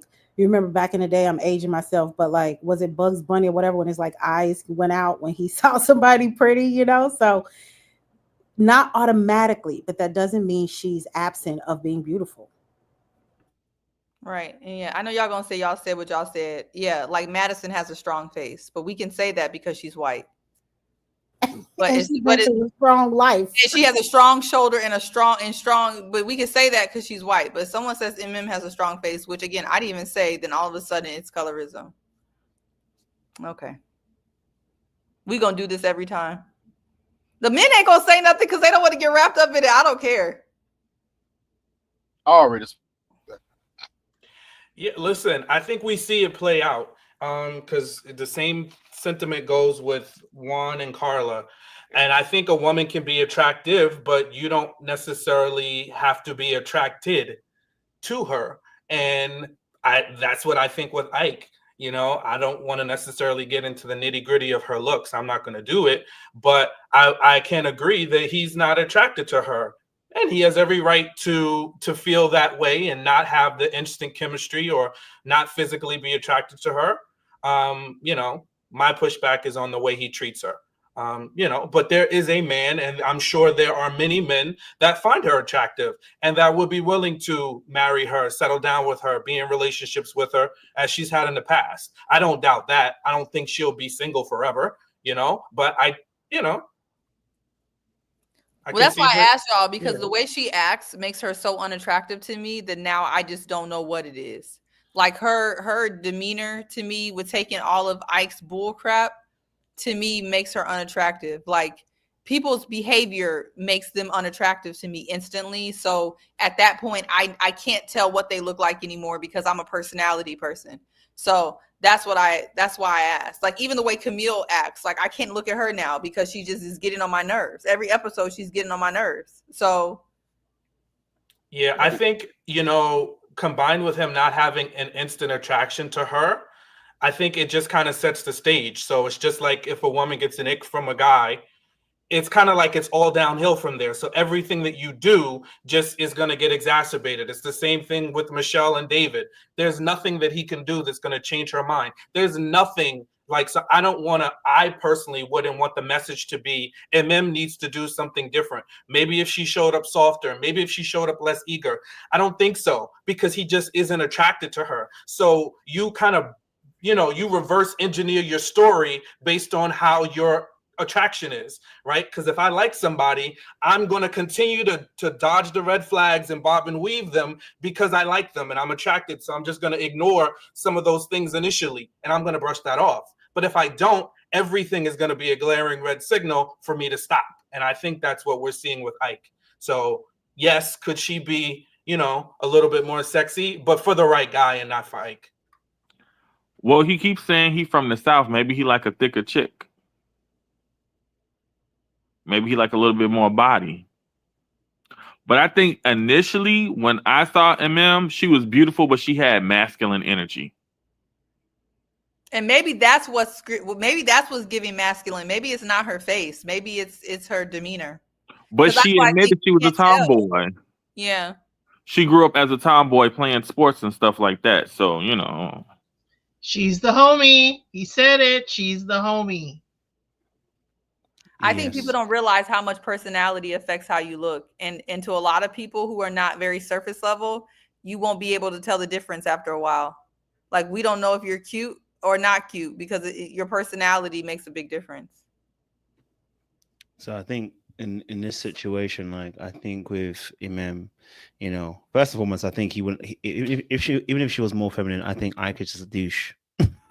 He's a douche. I'm sorry, he's a douche. Because if it is that she's got more than masculine traits, he could have said that. He hasn't said that. He hasn't alluded to it. He's called her aggressive rather than just really calling out certain thing and saying, look, I don't like the way you're going about it. So for me personally, he's a douche.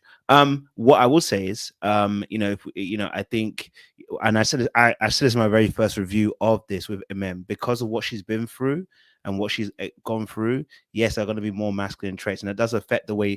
And you have to think about how you grow up. If you move around more boys, you pick up their mannerisms, and it's actually a lot of us actually watch people in a very subconscious way. So women move in a very particular way. An example is seeing a gay man who's very feminine. Right, you see the mannerisms that he does, and you can tell, like, okay, he's more of a feminine energy, right? He brings to the table. So it's the same thing. So that's what has happened. But I don't think it would have changed how Ike would have moved towards her in the first place. You know what I mean? Because the way he's moving is, like Shauna said, it's being very if I felt like, and here's my thing, right? As a man that's encountered women that are more masculine in their energy, right, for a long time, that didn't stop me liking you. That didn't stop me liking you. It might stop me getting close to you because obviously I'm not to penetrate emotionally, but that didn't stop me liking you. That didn't stop me trying to get to know you, especially if you liked me. Damn.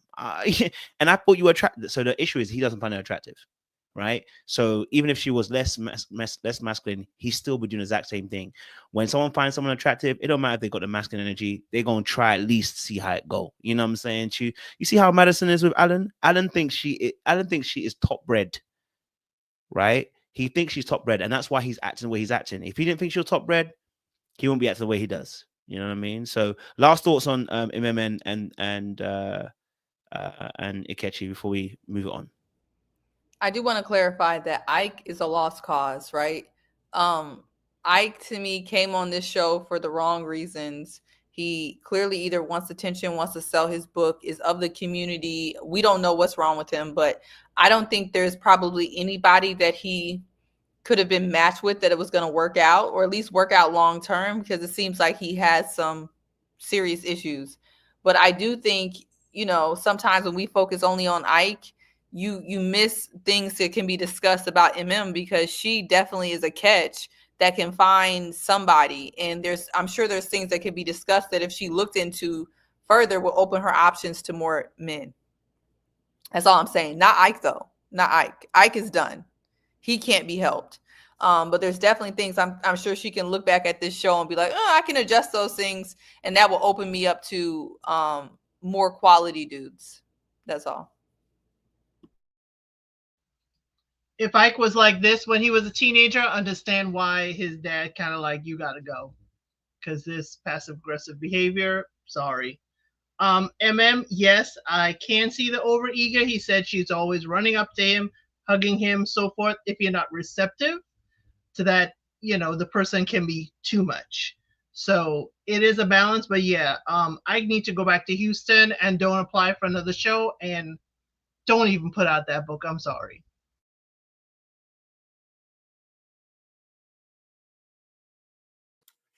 Yeah, I would say, just be responsible, with your words, and that's for Ike. And there's nothing wrong with not liking somebody or not being attracted to them, especially, in a process like this, but just be honest, be upfront, don't be mean, don't be insensitive, don't be hurtful, don't look to tear somebody down. And those are the things that I think are critical errors that he continues to make throughout this process. And for MM, I think, I hope, and I think we're starting to see it. You got to know when to hold them and when to fold them. Save your energy, save your good nature, all the great things that you have for the right person, and just read the room, and know when somebody really truly likes you and when they're not. That's when they're just being performative, and it's unfortunate she's stuck in this situation, with Ike playing games. Cool. All right, let's move on. Let's talk about another couple, Thomas and Camille, because I know that is you guys' favorite as well around here. Y'all love you some Thomas and Camille. Hopefully, let's see if any opinions have changed since last week. Any opinions that have been changed since last week? Have we had a shift and a movement with Thomas and Camille, especially with Camille, since you guys were very, very harsh on her and very, very heavy-handed with the way you felt about Camille? Have we changed some opinions, guys? Have we changed some opinions? No, we have. No, why would we change? What did No. we see? Damn. Nope. Wow. No. Wow. I have a change. More heat. How about that change? She took that man to the earring shop. She's trying to build a bear. Talk to me. It was listening. whack. It was whack, yo. When they went to that jewelry store and they started playing that fake hip hop music in the background, I was like, what the hell? What the F is this? Yo, that was whack. That was super whack. But I am proud of Thomas because clearly he did what he had to do in the bedroom. He got out here buying jewelry. So big up to Swaggy T. Thomas put in that work. But yo, that was whack. Why are you taking this 40-year-old man to go buy him a Cuban link? If you're not a rapper, you shouldn't be wearing a Cuban link chain. Thomas is 40. And yo, does Camille give a strong 42? She don't give 32 to me. Nice looking girl, but she give a good 40. But yo, that scene was whack. Camille, that's that penny attire. That's why. Camille is whack, and he needs to take her to somewhere to get her something sexy. That's what she needs, because them frumpy clothes gotta go.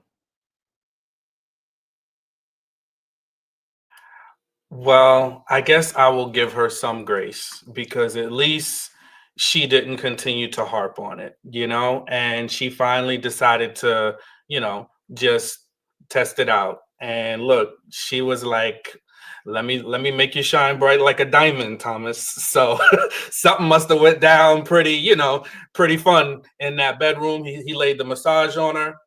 And look, Thomas is going along to get along. So I'm just going to say if it works for him, then I'm going to just let it be. I hope after the next episode, we don't continue to see her, touring through the hood and rolling with the homies with, all of this stuff she's trying to do. But yeah, that's I'm glad we moved along, because if we would have stayed here and she's not still trying to get to know him, she said it's not a deal breaker. So let's just move the needle along. I think that still smoke for Camille, because she needs to really work on her communication, because it just feels like she just wanted to be down to make a decision about if she was going to emotionally invest in Thomas, because I guess what he was given on the outside was not what she thought she was going to receive on the inside. literally. Okay. And so he came in there and he threw it out of the ballpark. You could see it in her eyes, you could see it in his eyes. And so I wish that instead of talking about some like, I don't think you're black enough and all of that, just being like, you know what? Sex is very important to me. And I won't be able to go further until we do that, until we get to that point or whatever. So I think that's what the real issue was. And then I really liked seeing Thomas look like a schoolboy because he was all giddy afterwards, and they were more touchy feely and like, look, I'm here for it. I'm here for it. Even if it's short term, like I don't mind it. And then did y'all peep that she was kind of talking like, now, wait a minute. First of all, did y'all peep that they opening up sparkling wine for a therapy session? I'm like, oh yeah, they had a good time because they real relaxed. And then what is she talking about? Dominatrix. So now she feeling more comfortable to like talk about like, you know, the kind of loving that she wants, which I just think all of this could have been done on the other side of it before it even happened. And then lastly, yeah, I don't like this idea of her trying to change him to fit what she thinks is appropriate from him, because it's not going to land well. And, you know, after the smoke and mirrors are gone, he's going to resume to be who he is. And so neither one of them should get their hopes up. But I'm scared of people who feel like they need to have sex before making a real big decision without giving like the emotional intimacy a real chance. And I'm scared of people who want to change you to fit what they need instead of just being honest and or walking away. So that's how I feel about her and them. Listen, she went from talking about his blackness to literally physically changing his blackness. It bothered me. It's just that I was giving him so much hope this episode. I was like, hey, things are looking better.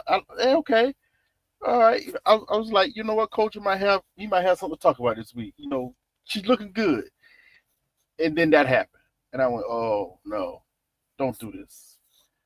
And she did it. Had his food talking about, I feel like I'm a rapper. And she just beamed.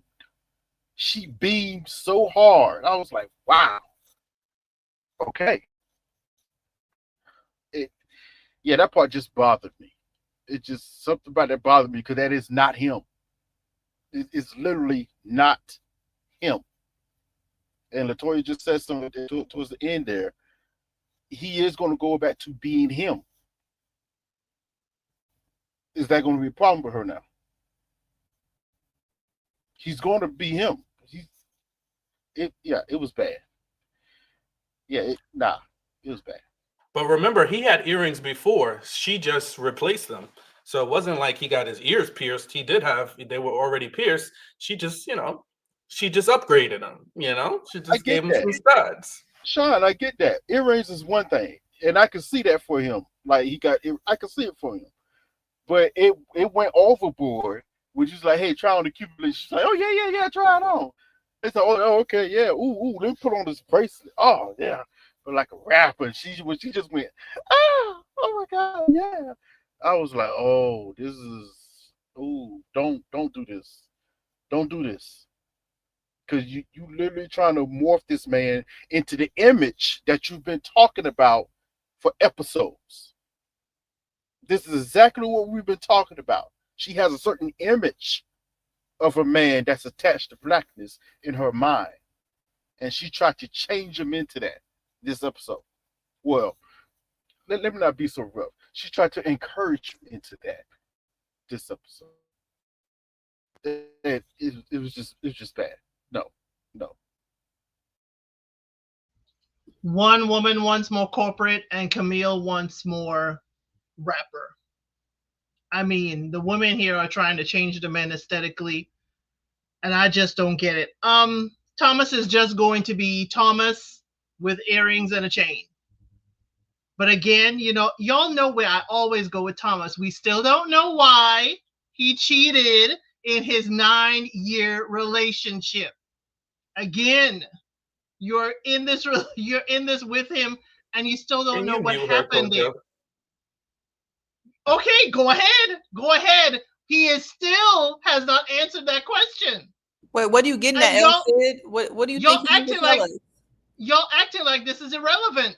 It's not. He got bored. He got over it. Instead of leaving, he was dipping in and doing it when he should have walked away. I mean, he should have walked away, but what more do we need to find out? Elle said, I'll send you the really bio. Do you really think he stepped out of a 9-year relationship that he's jumping into maths and he gonna be all in? No. That Well, I think 9-year relationship was 4 years back.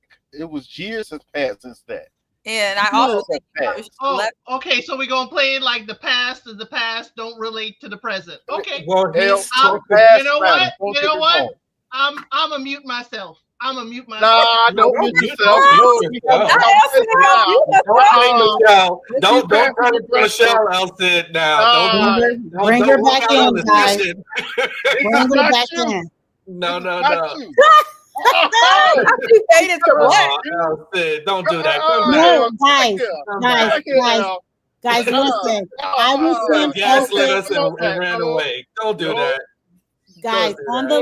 the Mavs Lifetime website, because I went on it, it actually is a short blurb to talk about that. He explains what happened and the reason why he decided to go on Married at First Sight. What he So, say? he basically, like, something happened with the last relationship, but he said he realized he didn't make decisions, like he was indecisive, like he didn't really know what he wanted to do, and if it was up to him, it'd take him forever. So he was like, he actually went on Married at First Sight to like eliminate that part. And wasn't it a snow bunny anyway? I don't know about all that. We don't know. He said he's dated a wide array of women. I And he's think- also consistently spoken about through the episodes the things that he's worked on, what he's learned from in the past, how he's trying to be more intentional with Camille, the things that knows about her, getting to know her. So yes, he cheated. We do understand. You can't erase it. But I think he has evolved, so. But I think we need to be focused on. Elle said, I think you need to be focused on Camille not asking him those questions and focusing on his swag. That's something she needs to be concerned about. But that's what she's not concerned about. She's concerned about getting him Cuban links. Sid got on earmuffs, so she don't want to hear nothing we got Listen, they to talk about say. who cares She if could she care less. who cares if she's a I snow sent bunny? her Well, the I'm link. just care. giving, you know what? I'm just giving Sean what he wants. He wanted me muted. He got it. He got it. I'm But I don't wanna sorry. hear I was this. just teasing I you. don't want to hear this when we talk about other folks on their past and we bring it up. I'm going to say, you know what? Leave it there. It don't matter. It don't matter. Let's bring up our old good friends. So I'm just saying in this case, there's, everybody's feeling so sorry for Thomas or whatever. I'm like, there's something there that he couldn't commit to this person for 9 years. And instead of leaving, he decided to step out. Yet you jumping into maths to be married right away. What you want from him, El Cid? You want his firstborn? No, I don't want his firstborn at all. At all. But what we're getting is all of this surface level for Thomas. And again, he is, So of course, no saint. But we can't have no even dig. answer to that. El Cid, we can't even dig deeper because Camille's being a bop and she's worried about the wrong thing. We can't even get to I admit that.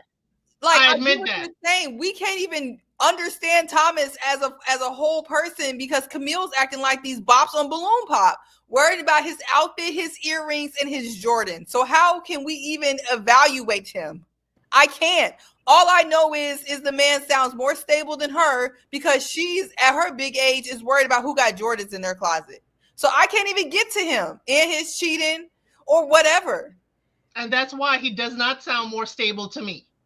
Based on his history, but I understand why. Camille is very glaring, but we're not seeing hit behind the curtain for him.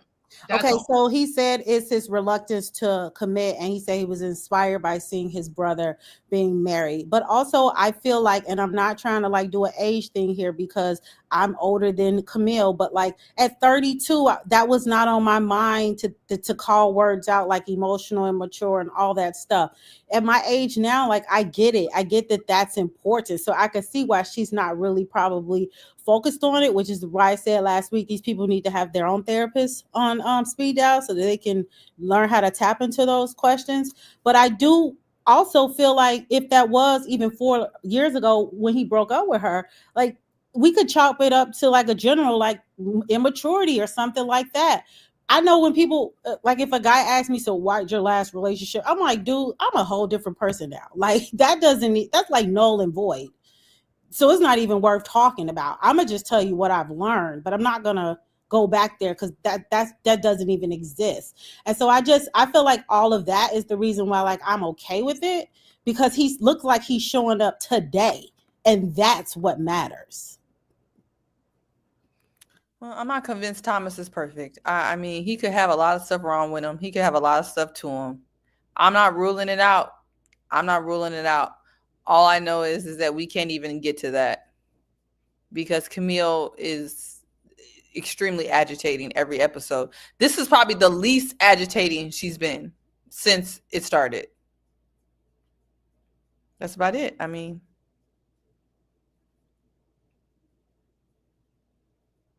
what else can you say? Hey, I mean, listen, hey, I definitely hear what you guys are saying. You know, first and foremost, you know, I think, you know, I think she needs to tread a very careful line in terms of changing his attire. Just be, you know, I think it's okay to have suggestions. I just think he's got to be very careful about changing people's attire. It doesn't change who they are, as you guys have said. But number two, also, it can be a very act of controlling. You know, it can be the beginning slope of controlling behavior. So hopefully she's not going down that lane. You know what I'm saying to you? I mean, first and foremost, can we just, you know, clap for the man them here? Okay. She ended up buying it for him.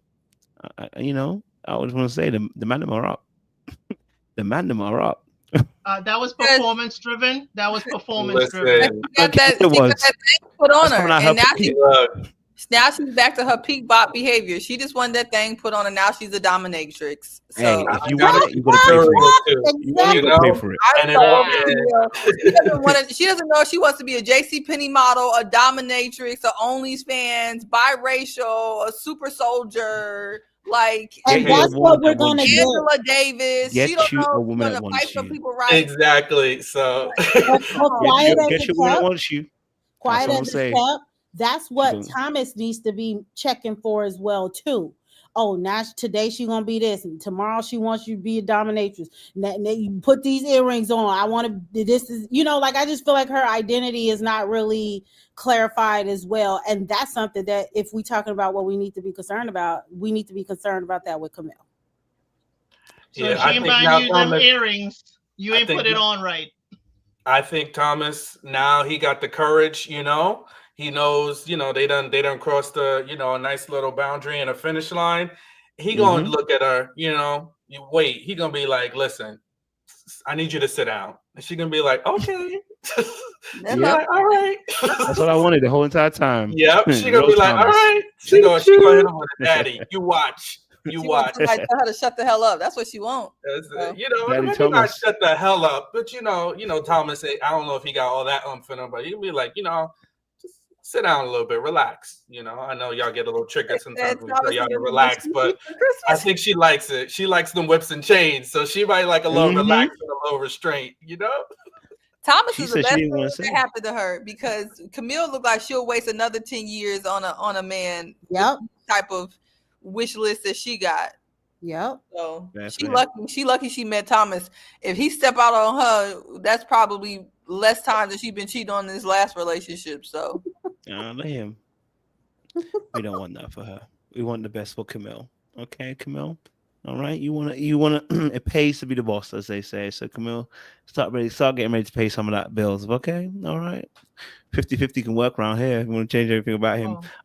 But y'all yes, accepting Elsie. gifts for 2025, huh? Listen, if you want to dash me a gift, my friends, please, I'm ready to receive. You know what I mean? I'm tired of socks. That suggestion though, you can upgrade. My hands are positioned to receive. Yes, from above and below. I'll take it from the Lord and from my fellow sisters. You know. Did you guys see Thomas 2 earrings in his ear on the after show? I glanced at it and I was like, okay. Yeah, we saw it. Two earrings, not a dangly earring though. Nah, she brought them studs. She brought them some diamond studs. I'm making sure it wasn't dangly. I didn't see if he replaced it. Nah. Okay. We ain't gonna do Thomas like that. Okay. I know, right? Damn. Someone said $50 middle of the mall jewelry. We don't know how much it costs, did we? Hey, a gift is a gift. I wouldn't. No win is a win. He looked As good. long He as was it's not like, fake metal. I mean, I can see what I can see where she's going with it. You know what I'm saying? He looked like he's ready for power. But obviously, I think, there is a real thing here that I hope she's not going down that lane. Or if it is that way, he's also receptive to that and that he's not losing himself in doing that as well. That's the other side of things. So hopefully he can give if he wants to, he can give it a pushback, because I think this will come back to Elsa's point, which is, all right, I'm going to back her point a little bit about the cheating part. If he's not going to be very vocal and he's not being honest, if he's not being honest about how he feels, he will do the diamond ring. He will do, diamond earrings. He might do the chain or whatever, blah, blah, blah. He might change the dressing. He might do those things and get to a point and be like, I'm not, this woman's just taking over my life. I'm not, and I don't want to go where she's telling me to go. And instead of actually communicating that, he may act upon that. So that's where I'll link back to Elsa's point and say that for the perspective. Any other thoughts on Thomas and Camille before we shift it? Thank you, Kojo, for giving Elsa her flowers, because I didn't want to upset her. Oh, Jesus. I'm piling on to the congratulations. Good Lord. Put some holy water on her. All right, let's shift it. Let's go to Madison. And in fact, no, let me go to Juan and I'm gonna call her. What's her name? Kayla. Juan and Carla. Carla, frick's sake. I want to call her Kayla. Carla. Okay. So Juan and Carla, their situation. We obviously found out that Juan finally said that he wasn't necessarily all the way attracted to her. Like I said, I think bills is a turnoff, for the ladies out there, like I said, and I think he felt that that Carla was asking for bills to be paid, but he was very excited when she started talking about business. You see how quickly he was ready to help her? You see how quickly he said, I can utilize my contacts to get help for you? You see how he was so indignant and telling her, listen, are you ready to sacrifice? Because entrepreneurship is not easy. That is a man that loves that woman when she is in business mode. When she is in relaxed mode and spending your money mode, yeah, he's in no-go mode. Okay, so for him, that is not where he wants to be. And it's instantly for him. Poor brother. I do feel for him. You know what I'm saying to you? Because I understand that turn off when, someone just wants to spend all your money. But what's you guys and ladies' thoughts around Juan? Because he was a little bit, jokes aside, that conversation that they had about her affection and how she wanted it, this Negro said, yeah, great. I love that for you. Like, you know what I mean? Like, so what's you guys and ladies' thoughts on Juan and Carla? What's your thoughts? Yo, Juan is over her. He Jump Street.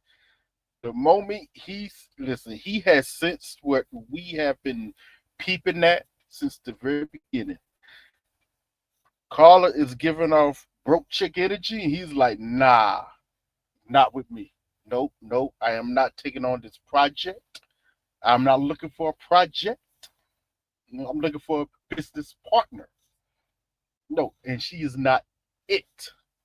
This girl, I'm sorry, she came on here with an agenda to look for somebody to take care of her, and they paired her with the wrong one. Unfortunately. He ain't happy. Woo! The dust is flying. I'm thinking I'm seeing Doom 3 right now. It's crazy. The desert is crazy out there.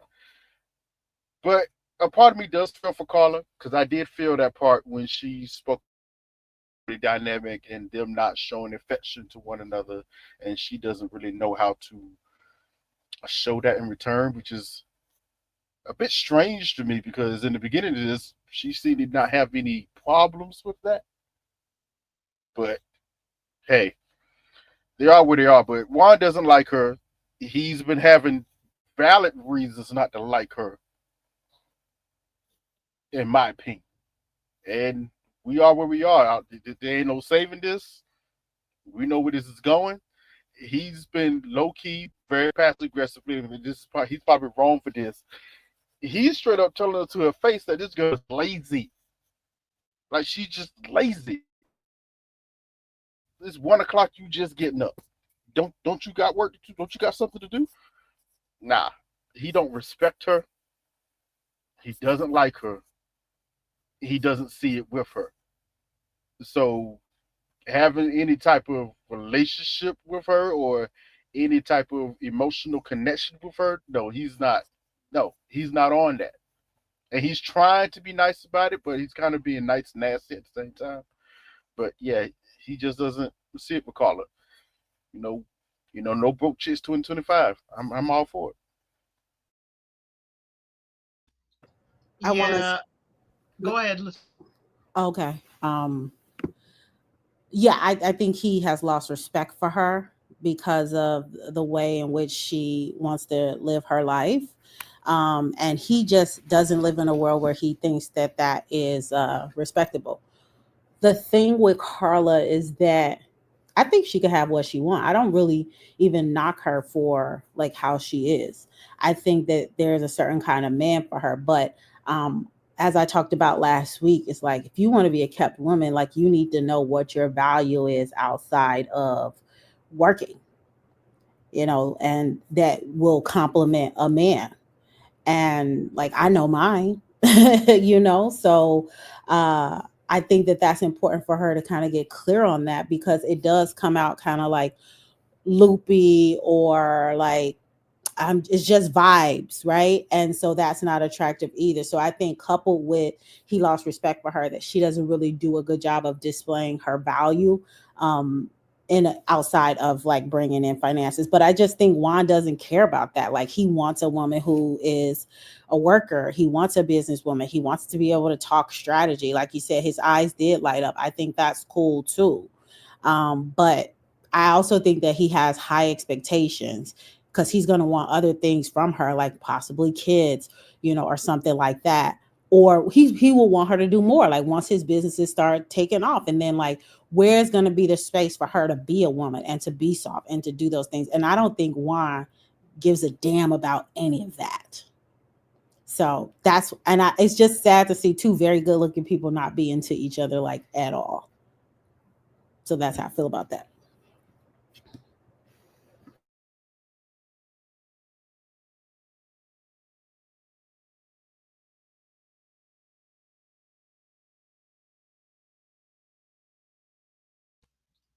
Yeah, I think I agree with the point of, yeah, maybe he lost respect for her, but Juan is just going on with his life. He's just, I'm here, I didn't forget about you this time.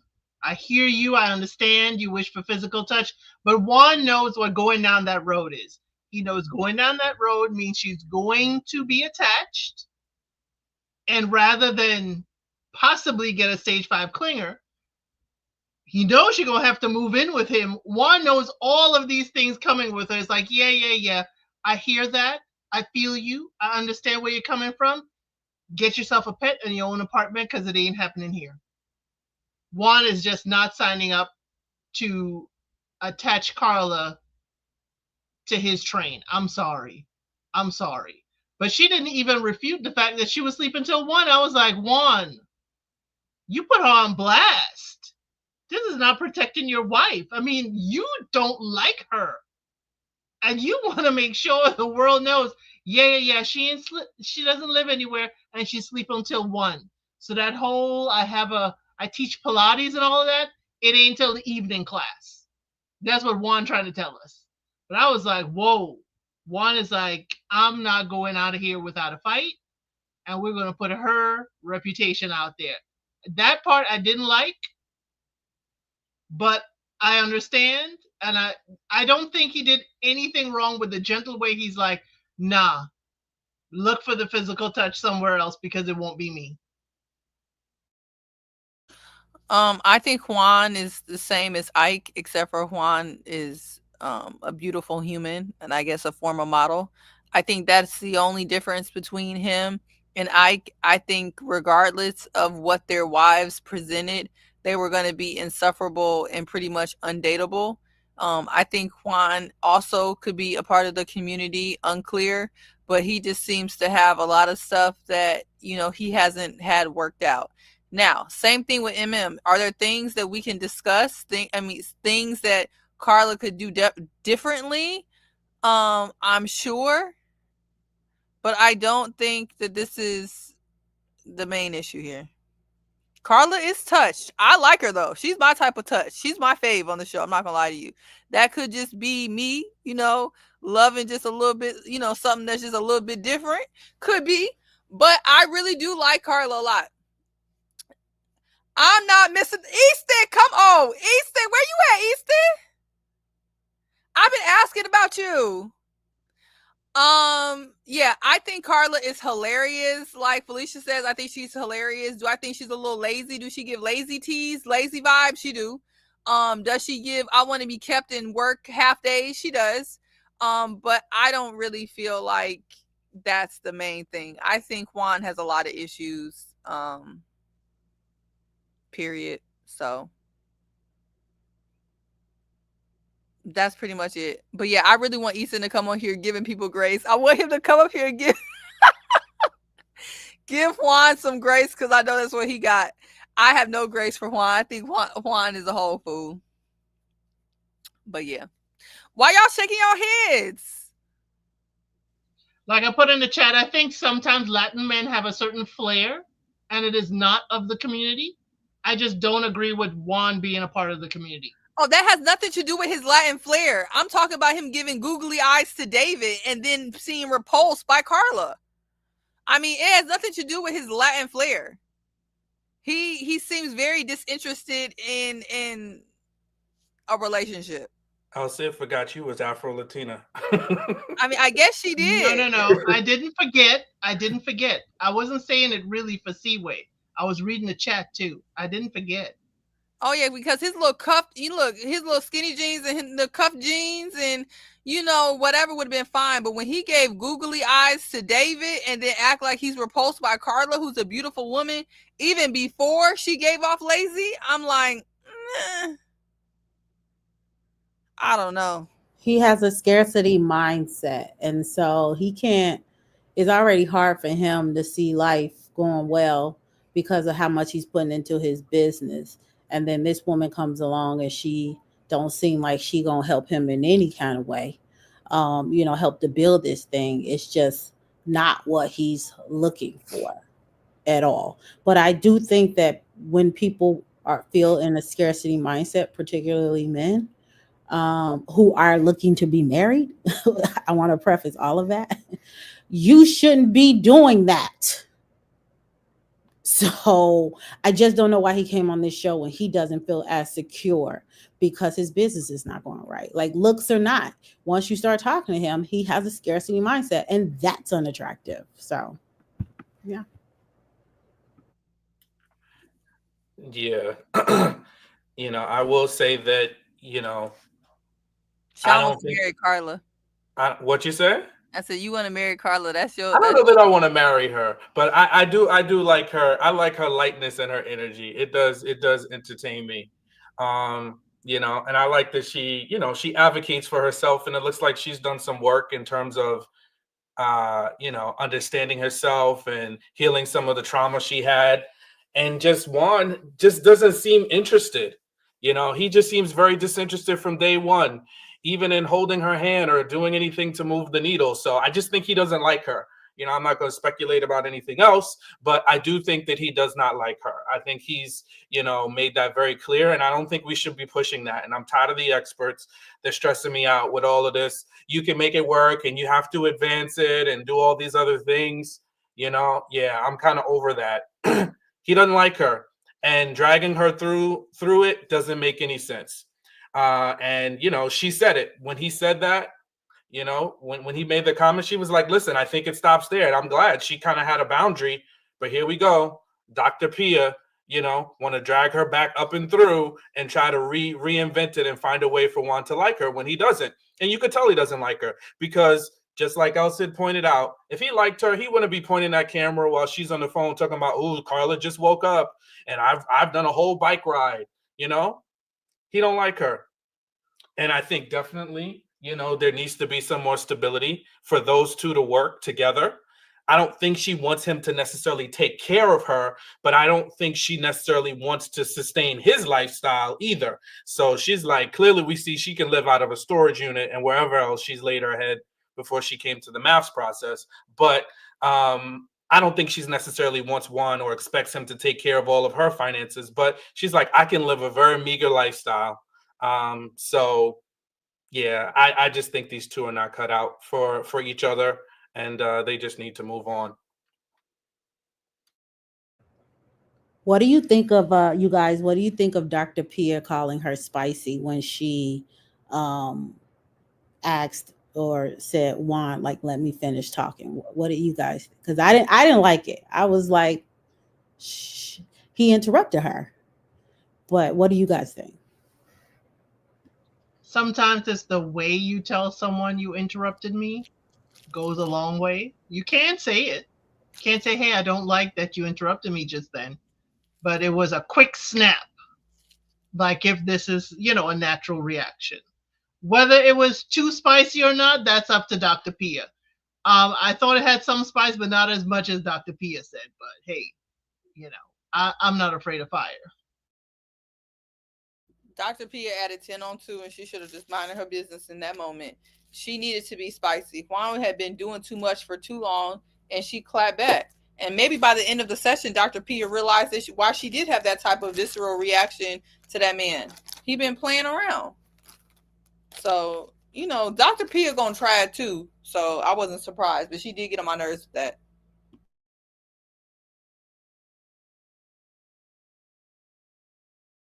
Yeah, we're gonna have to call these experts out. I'm sorry. Y'all can have your favorites all you want to, but some of these experts, they be playing. And I'm sorry. Dr. Pia has a consistent way of trying to force a narrative and put somebody in a situation where it's showing up that they clearly don't want to be together, and trying to reinvent it and make them see it a different way is only going to stress the people out, because there's nothing that Carla can do, that's going to make Juan want her. She can pop up and go get a new lease tomorrow for 6 months. That's not going to change Juan's mind about her. He said it himself. He's just not feeling her. And I just don't see that ever. That never changes its tide. Maybe short term, but long term, definitely not for nobody's marriage.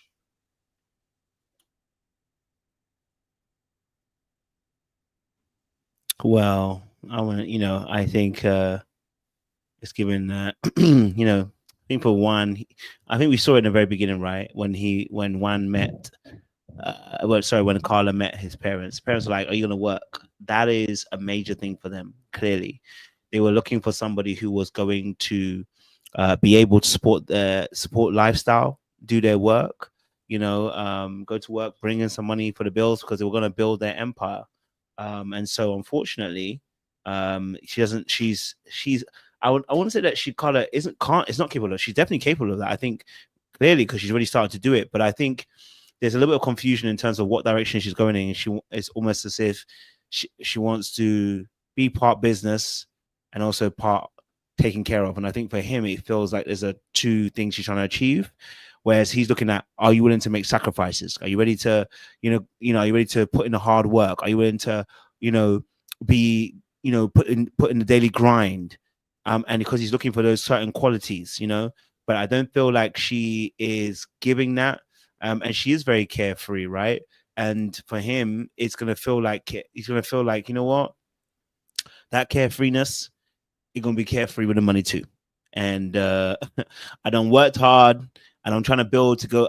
And I can tell he's going to be successful. The way he goes about the way he talks and everything, he can sound like he's going to be successful. So I think for him is like, yeah, I'm trying to build. I don't need someone eating off me, and that's going to not necessarily contribute towards the building. You know what I mean? And so in that space, I think there may be, I think if he meets her, maybe in 5 to 7 years time, it could be something that he wants, right? because at that point he's more established, he's more stable, he might have his business up and running now, has a system working for himself, has people that he's in. At that point, he may feel like he might want somebody who's not exactly the same as him. You know what I'm saying? Who's a bit more free like her. But right now, where he at, that ain't it. You know what I'm saying to you? That ain't it for him. And I don't think that any of them are the problem in this instance. I think there's some issues with them. Like, I think Juan is like, you know, I think he does need to work on his on certain aspects emotionally. But you know, I can understand where he's coming from in that space. You know what I mean? So right now, it's just not her. I think it will be maybe in a few years' time, he would maybe appreciate her. But for now, it's not it. You know, I know she has her own business, but the way I think it's the way that she goes about it that I think he feels like it's almost like it's part time. In the way, that's what he feels like. I think that's what he feels like. You know, so yeah. I think That's just also it's you know, Carla was like, oh yeah, 2 years ago I started to my business, and everybody knows when you first start, it takes a long time to start getting traction, and you really gotta like show up for yourself. And so when we talk about like what is her value beyond that, you know, and I really advocate for entrepreneurs because I know how society sees us, especially in the creative fields. But like a person like me who's been doing this for 17 years, up and down, all around, like I know my value. I know how I can have strategy conversations where I'm at in my career, whether it's up or down, wherever it's at, I could be able to help for sure. So we could have those same conversations and you'll feel the value. You'll see my expertise and stuff like that. And so I just think also by her being fresh in the entrepreneurial game and then also not really showing discipline and like eagerness and all of that, it's like, yeah, nah, this is just something you talking about. You're not really about this life. And that's the way she does come off. And I know if that were me looking at another entrepreneur, I would probably feel the same way as Juan and exit stage left, for sure. Just want to point out a comment. Adrian M had said that before in the earlier seasons, and I agreed, when the experts were kind of pushing through with the couples and forcing them to see some hard truths, many of those couples did stay together and many of them are still together. So I don't know if it's the experts themselves or the people, but there were some sliding down the walls crying in earlier seasons just to get past all of the walls that people had erected.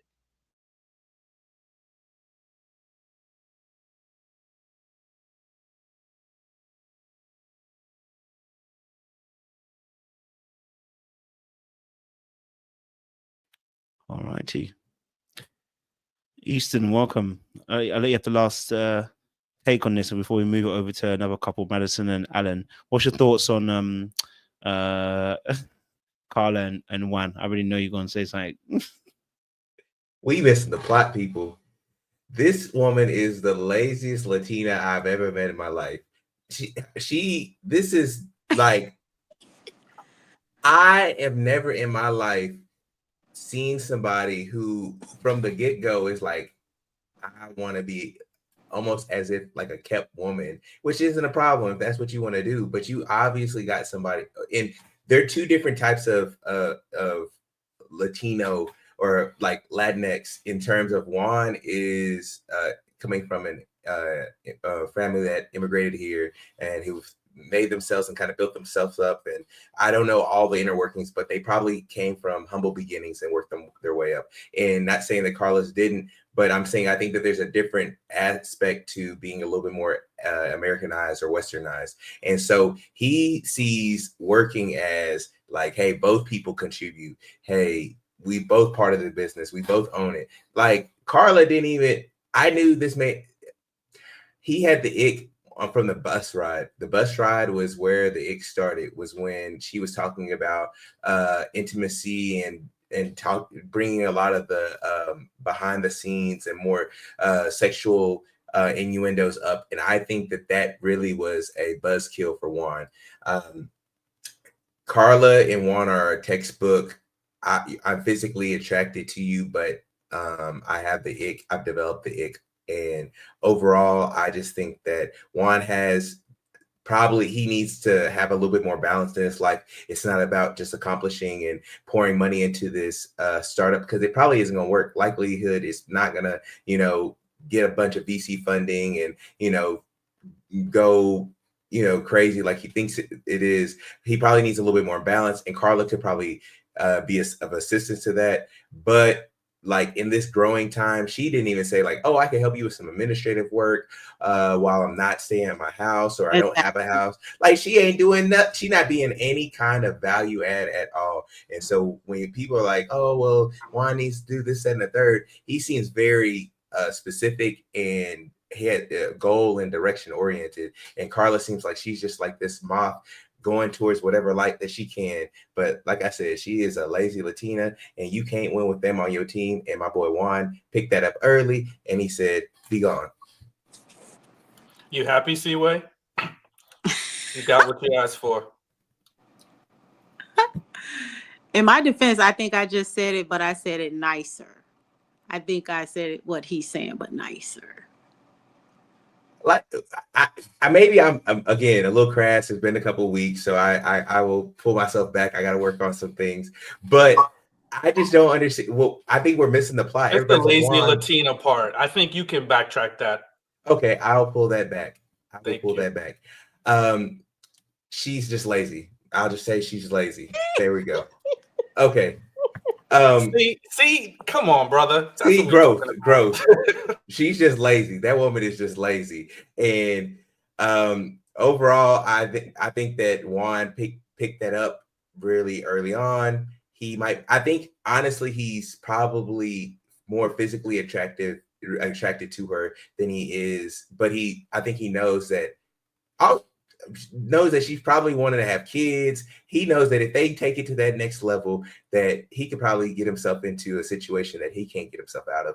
And so I applaud Juan. I don't think there's anything you can do about this. If you want to have a good edit, you just say, I'm so focused on my business and she's not doing this, that, and the third, and it won't be too bad. So I think he's doing all the things he can do to have a good edit and not have all of America leave 0-star reviews for his app.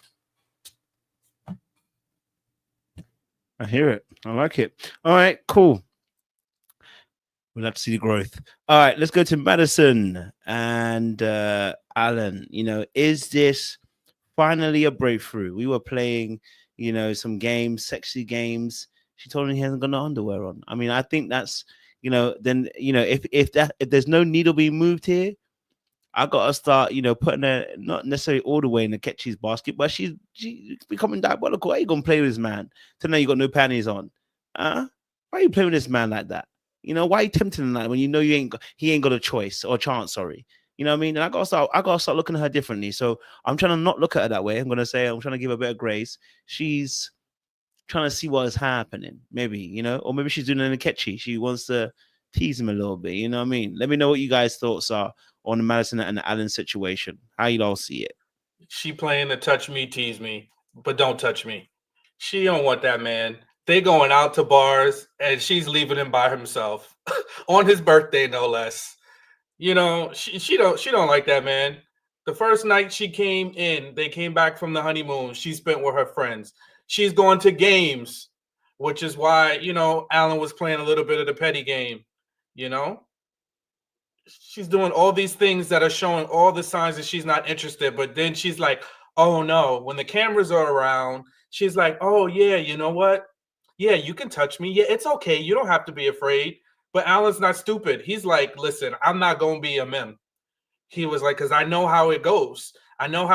You tell me, I could do this, and then you're going to look at me crazy because I can feel the vibes. If she really was interested in him, he asked her for a Netflix and chill. And she was just looking at him like, yeah, okay, whatever.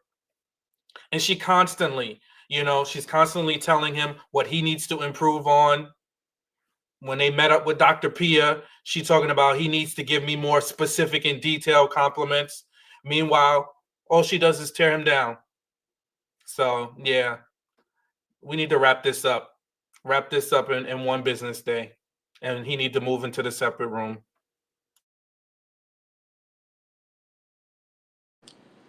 So first of all, I just don't like the games that she be playing. It's like she be giving me a little hope, because she come off real kind, right? And then she'll flip the script and then it becomes like shallow again. And again, I will chalk this up to a little bit of immaturity. And I know I go through this with my girlfriends right now, especially like, living in Los Angeles, they're so stuck on like, I want to be in a big city so I can go out and have access to multiple restaurants and travel and blah, blah, blah. But then I also want this kind of love. And I'm like, but the everydayness of love is simpler than that. And I feel like people like Madison and all, they want it to look like a party all the time. And it's like the everydayness of love is not that. And I think sometimes it takes maturity to really get out of your own way to say, all right, do I want the everydayness of love, or do I just want it to still look good on the outside? As opposed to like me having something real. And I feel like that's what Madison's struggle is. And until she gets over that, she's going to keep missing out on really great men. Now, I will say on the flip side, though, Allen, and we talked about this last week. I'm not going to say too much, right? You trying to get him on as a guest, but I mean, there are some things that he could just do to like put, to just be more, just to do a little bit more. I don't know. I don't even know how to really pinpoint it. But I do see the need for him to like just do a little bit more in the relationship as well too. Yes, he does have the everydayness of love as well too. But yeah, I would if you also not working out all the time and then like you drunk and you on the couch all day. Like I wonder, is that a thing? Is that the everydayness of love that I can expect when I'm with you?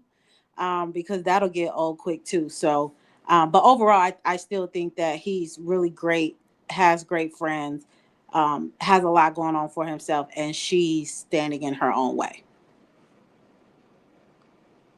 They're just at different speeds, but the whole do more. You gotta give him anyone clear direction as to what more you're looking for. But yeah, they're at different speeds. He wants to hang out at home and chill out on the couch. She wants to go play flag football.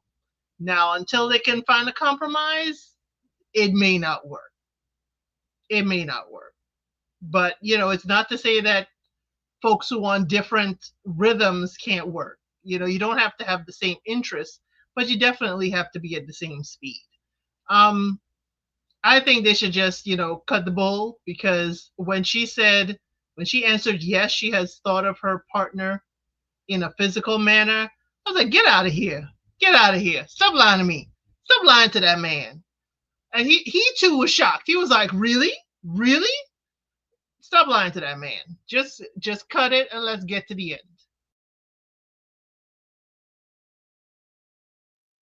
Madison, yeah, she doesn't really like him. We saw this early on. Madison is Michelle, just a lot kinder, or she disguises it a lot better. But some of her actions is turning out to be a little worse, because I'm not gonna lie, I did not believe her when explained the situation, what happened at the bar, and she said, "Oh, we were in the bathroom." For some reason, I didn't, because I'm like, okay, wait a minute, how long were you in the bathroom? Because if you listen to Allen, he looked up, y'all were going, they looked around for a while, and then they left. It sounded like they were stood there for a while. So how long you was in this bathroom? Like, no, it's no. Allen is peeping game, but she keeps piecemealing him that, okay, hey, maybe there's a possibility. And because he likes her, and we said this earlier, because we as men, if we think she's fine, we like her, yeah, you're gonna bend over and do some dumb stuff, even though you know you shouldn't. It's just that particular night, Allen showed a little bit of his pettiness, and he should have. Me personally, I think he should have. We should see some more pettiness, but he showed a little bit of pettiness because he was inebriated. He saw the situation, and the real him came out, was like, you know what, this is a bull crap. Why am I taking this from you? No, I ain't going to flag football. What? No. For what? Why should I be there? So yeah, the whole Twister thing, that was a bad look. Because if you notice, not one time were they actually in each other's space when they were playing Twister. It was on opposite side of the mat. This is Twister with a little sexuality. I'm thinking, okay, Alan, this is the time when you move your leg in between hers to reach the green circle, or then you reach around. But he knew he couldn't do that. Alan's not stupid. He knows they're not on that type of timing. You know, to the point, that's why he was so surprised. Oh, you thought of me in a sexual manner? Which is great. Whoa. And she gonna say, oh, well, it was back at the wedding. You look really nice in the suit. Oh, okay. Yeah, Alan, they keep piecemealing him, and he sees it, but he is hoping for some odd reason. He's hoping like David. That's this problem. It's time to stop the hope. Wake up. She don't like you. It's okay. Keep it moving, bro. Keep it moving. She just can't stand how that man look. That she's not physically attracted to him, and so for her, she's gonna play nice right now on the camera. But I need Alan to put his foot down a little bit more. Like I said, Madison really, if we're gonna call a spade, she might be a little bit more right leaning than she is left, and I think she needs a little bit more misogyny with her man. And Alan ain't giving her that. He giving a little bit too much left leaning, a little bit too much liberal. And so for that, she don't really like that man. We keep going over and over about it. She don't like that man. It's never gonna happen. I don't particularly like. I mean, at this point, I don't even feel sorry for Alan. He won't stand up. Well, actually, I'm proud of Alan, how he acted, because it took a little bit of liquid courage for him to act like he had some gumption about himself. So to me, I just think that it's simple that she doesn't like him physically, and even if he's a cool 3 out of 10, like people are saying in the chat. But overall, I think this is a constant issue that you'll see people face, is that they're used to their physical preferences, and they'll overlook really good people. Because I honestly think Alan and Madison could match. Like, Madison is okay, but she ain't fine. She ain't like Scarlett Johansson or something like that. She okay, milk. She's mid. And so we over here acting like she just like way better than Alan, but Alan just has to work on himself. I don't know. Overall, put him next to Seaway, because that's his friend. They need to be in alignment. There you go. Does Seaway think she mid? Because she's not all that. Not like she's skim milk. If whole milk is top tier, she's skim milk at best. I try not to comment on the women's looks, because then they're gonna be in the comments. So. Well, look, we're allowed to talk about snow bunnies. We just can't talk about MM because we're not our black queens. That's the only person we can't talk about. We won't do that. If you got an extra hue to your skin, then it's off limits. So yeah. So whatever you want to say about Madison, she's used to a certain type, and those people ain't giving her the time of day. They probably will hook up every once in a while, a nice little fling, and baby girl, the lights are coming down. The show is almost over. You need to hit your wagon with somebody. And my boy Alan got a Jag. He got a Jaguar. He doing good for himself. She don't want to be happy. She wants the fitness guy who don't want to take her serious. So let her be.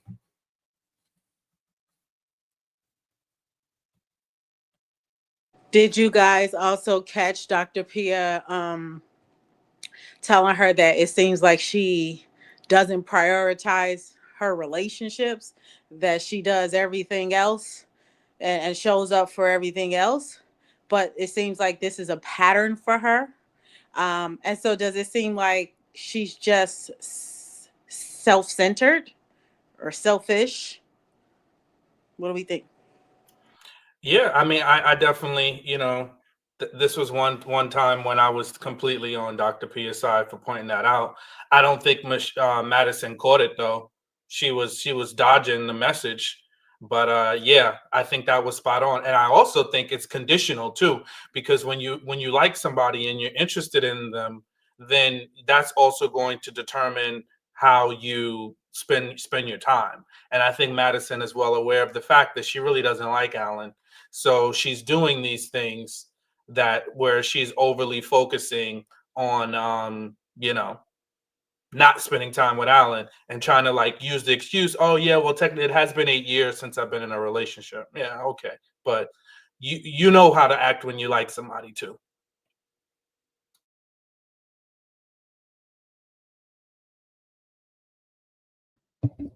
Yeah, no, I hear you guys. You know what I mean? So shout out to Madison Allen and Allen. I think Allen is really trying. I do think Madison is trying, just not hard enough. Okay. And it's hard to force attraction. If you're not him to her, it's gonna be the problem. You know what I mean? Like he's just not him to her. And she's not feeling his energy. One, probably because also, we said about Emem being very agreeable. Alan's quite agreeable. In fact, she's talked about how agreeable he actually is, and it's a turn off for her. So, same thing we spoke about Emem is the same thing we're kind of saying here with Alan. He just is way too agreeable at certain points, and then he's so brutally honest. He said, listen, I was a little bit, retaliation. I said, you said it's so cute as well. Like, I did. You're right. With a cup of coffee and 2 sugars, I did. That was amazing that he said it. Then he walked it back a little bit though. But yeah, I was happy that he said that because a lot of people wouldn't kind of admit. You would have to force them to admit that, and he kind of came out with it. But yeah, being a pushover is a lot of people are bored by it. So.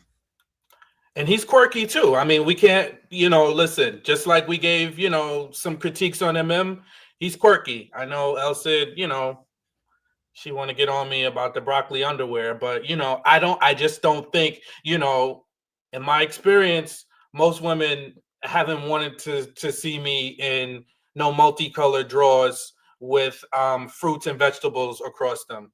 That's just not feedback I've ever been given. So I think that is something that is very niche, and very unique. So he just needs to be a little careful, and he's also running around with fur coats on, whatever fake fur, whatever faux fur, whatever he got going on, all those things, as fun as they may be, it is very unique. The multicolored dad shirts on vacation. It's not an aesthetic that's universal. That's all I'm saying. But at least Alan likes his strong faced white women. At least he cool with it. Well, when the black men don't be feeling that way. When you yourself are quirky, he's quirky. But when you yourself are quirky, what you gonna do? I'm just saying the white men are shooting in their station. They shooting at their level. But that's not what Madison would say. She says she's dated pretty boys, and she doesn't consider Allen a pretty boy. No, that's the other way. I'm talking about he's shooting at his station. But you're missing it. Madison is not his station, according to her. She's above his station. He said Madison is the girl he never got. He's punching above his weight when it comes to her. So no coverage. Yeah. We're looking at her and like, oh, they match. Not necessarily. Body wise, I mean, she got a really nice body. I mean, if you into that, even in the face, according to him, she is the prettiest girl he's probably dated. Exactly. Allen is punching, so that's why he's hanging on so hard above his weight, and that's why he's being so easygoing. Because the crazy part is that Ike seems to think. But this is my point. Okay, I get what y'all saying now. But my point almost still stands. Ike seems to think if he is not a part of the community, that that Well, he let's is. go with that. He's not, because he's on maths and with a heterosexual we woman. can't go with that because every season. Well, I'm Okay, not. well, Every even Reddit right now is saying that he has dated women. So okay, even the so let's people just that say usually he's not, say let's say they he's not don't. a member. Let's say he's not a part of the community. Let's just say that for the sake of argument here. He seems to believe that MM he could do. I don't know what he thinks, but I'm just confused. Because he's probably done better than MM before. Yeah, He's the artsy fartsy dude. Artsy fartsy dudes always do a little better than He's they not a supposed bad to. looking guy. I mean, listen, you're a woman. You can say whatever you want to, you could say your opinion, but just look at, he don't look like a bad looking dude. He's short. I wouldn't put him and Allen in the same Ain't he category. short and broke? Ain't he broke too? What he got going on? He's an artsy fartsy. You ain't gotta be rich if you're artsy fartsy. I don't know how much money he makes or not. That still don't mean he can't pull them. That's right. Not the issue. That still don't mean he can't pull them. Right. So I think you guys are kind of proving my point. Unfortunately, in the black hold on. Let me finish. I'm about to cook. In the black community, the black men can literally be like, the bar is in hell and they still think that they deserve Beyonce. Like, that's what I'm trying to say. Like, but on the other side, that was ramen level. No, anyway, we know cooking is not your forte. And in this particular argument, you're not cooking. It doesn't, not with Ike. Ike is not a bad looking. Ike and Allen are not the equivalent of each other. Allen is like a geeky, awkward kind of guy. Him and Ike are not the same. He has not pulled a Madison before. No, he's acting like it. Ike has pulled a pulled a dime before. Right. That's what I'm saying. Ike in the black community, not the community, but in the black community, can pull. I agree with you guys. He can pull. You get what I'm saying? I still don't think they are the same. I don't think that they are the same individual. Yeah, different level. I just think he's not attracted to MM. His behavior is a whole nother case study in and of itself, but he is not attracted to MM, and I think it's nothing wrong with that. I don't think like, oh my God, it's so out of bounds for him to not find her attractive. No, he's just not attracted to her. I'm cool with that. I've already said that. The people already got in my comments is not the biracial warriors. What point are you trying to drive home with this multi-layered point here? Not a point. The plot is missing. Y'all are not listening with your listening ears. I'm trying, but I don't get the point you're making. You're not listening with your listening ears. No, I'm not saying what you want me to say. You still you talking back. You not listening. Talking back? Yes. Wait a minute. Let me where's the patriarchy? I'm about to pick it up. No, go ahead, make your point. Go ahead. I don't even know. Y'all are confusing me. The point I'm trying to because you do it all. You look, I'm battling you right now, so I can't even get this point. Okay, y'all. The point I'm trying to make is that yes, he has a right not to be attracted to whoever. I get that. What I'm saying is that oh my gosh, I'm gonna try to ignore these comments because I already know how I go. People gonna feel the way they feel. I feel as if he has this edge about him that he shouldn't have, period. Whether he doesn't like MM is fine. You get what I'm saying? Why should he have the edge? Because he's not attractive. And somebody gassed him up. Some woman that he probably a lower grade than what MM is, not in looks, but in other stuff. And that man took that thing and flew with it. And he is not attractive like that for as confident as he is. Thank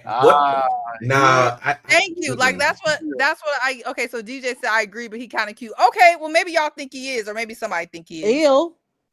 I think y'all are thinking at him as like thinking of him from being on Married at First Sight. I think that if he was in the field and nobody knew him, I think that he would probably pull a lot more and he'd be slaying. But hey, that's just me. And he can talk and write poems. Oh, he in Houston. Oh yeah. Field day. Like crazy. Yeah, like Jacqueline said, he got too much dip on his chip. It doesn't like that's what it is. He has way too much dip on his chip. See, if this was out in the wild and you did not know this like person. The connector that all black men do X. You know, I think that's where you were getting Get the it, bulk of the pushback. Well, for I me didn't say was- all black men. I said in the black. I said in the community, in the You said black men. community, the standard. No, I didn't say all black men. I wish we could roll it back. I did not say all black men. Y'all love throwing all around where all was not said. You I said black said men. Yeah, I said black men, which could Is be that not a a co- man, 2 men, 3 men, 4 men, Lord. 2 men, 5 men, 6 men. Semantics. Oh, Lord my help God. us. We going deep. The semantics started with Sean saying all. I didn't say all. That's You not said what I black said. men, which is a generalization. See Which what? could be 5, 6, 7, 2, a million, 3,000. Okay. Well, you didn't specify. So now I'm specifying. I ain't said all. Is that okay now? What is the number? You're saying a percentage or all or a lot, a majority? What are we talking about? I was speaking about the community that I'm in and what I've witnessed, and what I'm saying is that it's up to your interpretation. How about that? Since we throwing alls on things I didn't say, what I'm saying is that in the black men actually have the ability to Look, Seaway. Seaway, Look, listen, Crystal Case Well. really summed this up. She said, I think what Seaway is saying is because once he pulled above his attractiveness, he now thinks that's his standard. Exactly. Like no, he one fell for it. Or no, that's not how it works in Hold the on. man thing. It One don't work fell like that. You can be with somebody who's a 10, and you also can be with somebody in a 4 in the same week. It don't work like that. We don't. Our barometers goes up and down in the whole scope of things. I'm saying Ike is 41, no kids, and has a mouthpiece in terms of he can talk, he can be eloquent, etc., etc.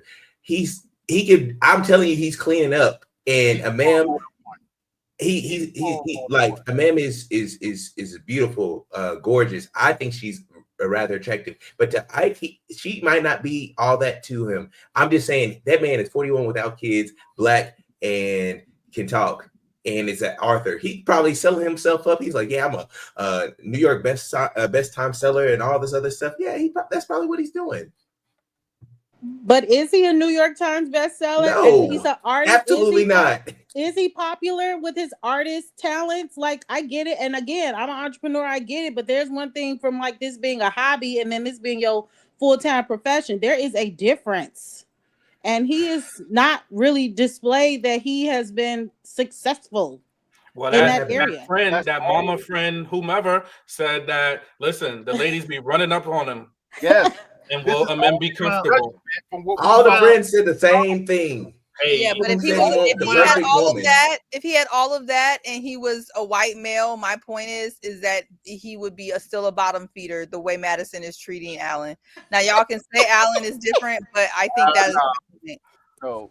If Allen had the looks and the confidence, the perceived confidence of Ikechi, she'd be all over him. She'd be all over him. Because you listen to what she said her type was. Ike fits it better than Allen. And a different aesthetic. If he was less of the quirky, if he was maybe just like preppy or, little more if he was Jimmy, casual. if he was Jimmy from Love is Blind. Jimmy from Love is Blind is Allen with a little bit of confidence and a little bit of swag. That's all. They one and the same. Look like a thumb.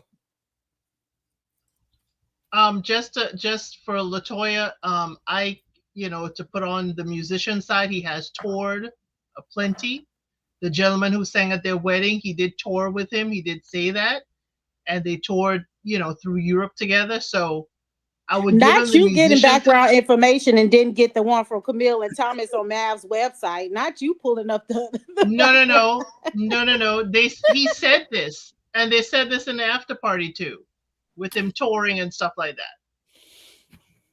that. Okay. If Ike was in the field, y'all would fold, and y'all acting like y'all wouldn't, and y'all gonna act on this internet and act brand new. But if y'all didn't know anything about Ike, y'all would fold like a nasty attitude. his nasty he doesn't attitude. look He good. didn't, he didn't would be a no. specify what the y'all was. He didn't Listen, are specify you- what the y'all was. That's He why didn't I asked. specify. See? Yeah, You gotta y'all. ask It could him. be one. It You could see be. how I asked Kojo? Okay, and what- you that's- did assumption? Everyone but you. Exactly. Everyone but you, Seaway. That's the y'all. Now you got me on Eastern Because side. I Now, don't like to come make. I on. don't like to make assumptions. You say We y'all. about to y'all click up. We about to click up. That's good. That's a you know. Never. I'm always gonna clarify because y'all could mean 2. It can mean 3. I want to know who the y'all is. Folding like a lawn chair. That's what Yeah, would happen. okay. I know I'm not a part of the y'all. Yeah, okay. Let's keep it real now. Because Ike came on the show, he exposed himself to a certain extent. If it wasn't for this show, and you met him out, what Easton is saying, if you met him out on the street, you didn't see him on this show, and how he may present himself out on the street, you might look at him and be like, Y'all done dated ugly people. I really don't think so. I'm not even lying to you. I'm not lying either. don't think so. So you everybody ain't dated nobody uglier than Ike? I just put my type It's in. the floor for y'all. If you want to keep it real, I put my type in Chat GPT and asked Chat GPT to tell me what celebrities look like my type, and it was spot on. Okay, I'm a Chris Hemsworth, Thor looking type. That's not. He's you know, I like give me a Now, nice Latoya. jawline. Now, Chris I'm just Hemsworth saying. I'll tell you, a if couple Chris people. Hemsworth is in your algorithm, we need to talk behind the scenes. wow. Latoya, so you telling me you've never dated anybody uglier than Ike You said in your no. whole history of life? Were you listening to this conversation from the top when we said sometimes we let ugly people get further because we bored? There we Like, go. yeah. That's all I need to know. I There rest it my is. case, Your Honor. So I know rest my Ike Way to case. go, Easton. Hey, so I know Ike But, cleaned but no, Easton. Now you're doing what I wanted you to do to come up here. You twisting stuff around. That's why I'm entertained. No, That's he's not the making a same clear, thing. succinct point. Two things That was can be very true. Failed to No. do. clear point. That was a good Folding, point. He's connecting the dots. Yeah, No, that was a I'm good putting it point. together. See, You no, gave it up things for the can ugly be dude. true. Ike no, just because came in there y'all clean now out. y'all are playing semantics. Clean out. Folding because a man made you fold is how you're saying it, Easton. Not folding because you wanted to fold. That's two different things. You're saying it like However the Easton would fold make you happens, fold. it happens, right? it happened. Okay, I'll even break it down like this. Because I want to fold, not because you crap. Hey, I wanted it benefited us both, right? You folded, I folded, whoever folded, we folded. You know. And I want to be clear, Chat GPT also said Idris Elba, even though that's not really my type, but it was a good description. Latoya, you talking dated somebody who looks Because you like got Ike or Idris uglier? Elba, So no. Chris the point is Hemsworth, void. yes. Well, let me tell you the list of people I'm folding before Ike. I'm folding for Mr. Earring. Thomas. I'm folding for Mr. Basement, the basement dweller. I'm For folding Thomas. for the basement dweller See, before. where you the lie. You would I not know. hold Whole lot. for I that. can't believe I'm really The whole last lie. That was a lie. Your Honor. Never. See, Can this you is push up a bench quickly? I'll fold. Yeah, Basement somebody said dwelling. Boris Kojo. Mattress on the floor. Got more hair on top of his head. A brother in the basement. The hell you ain't.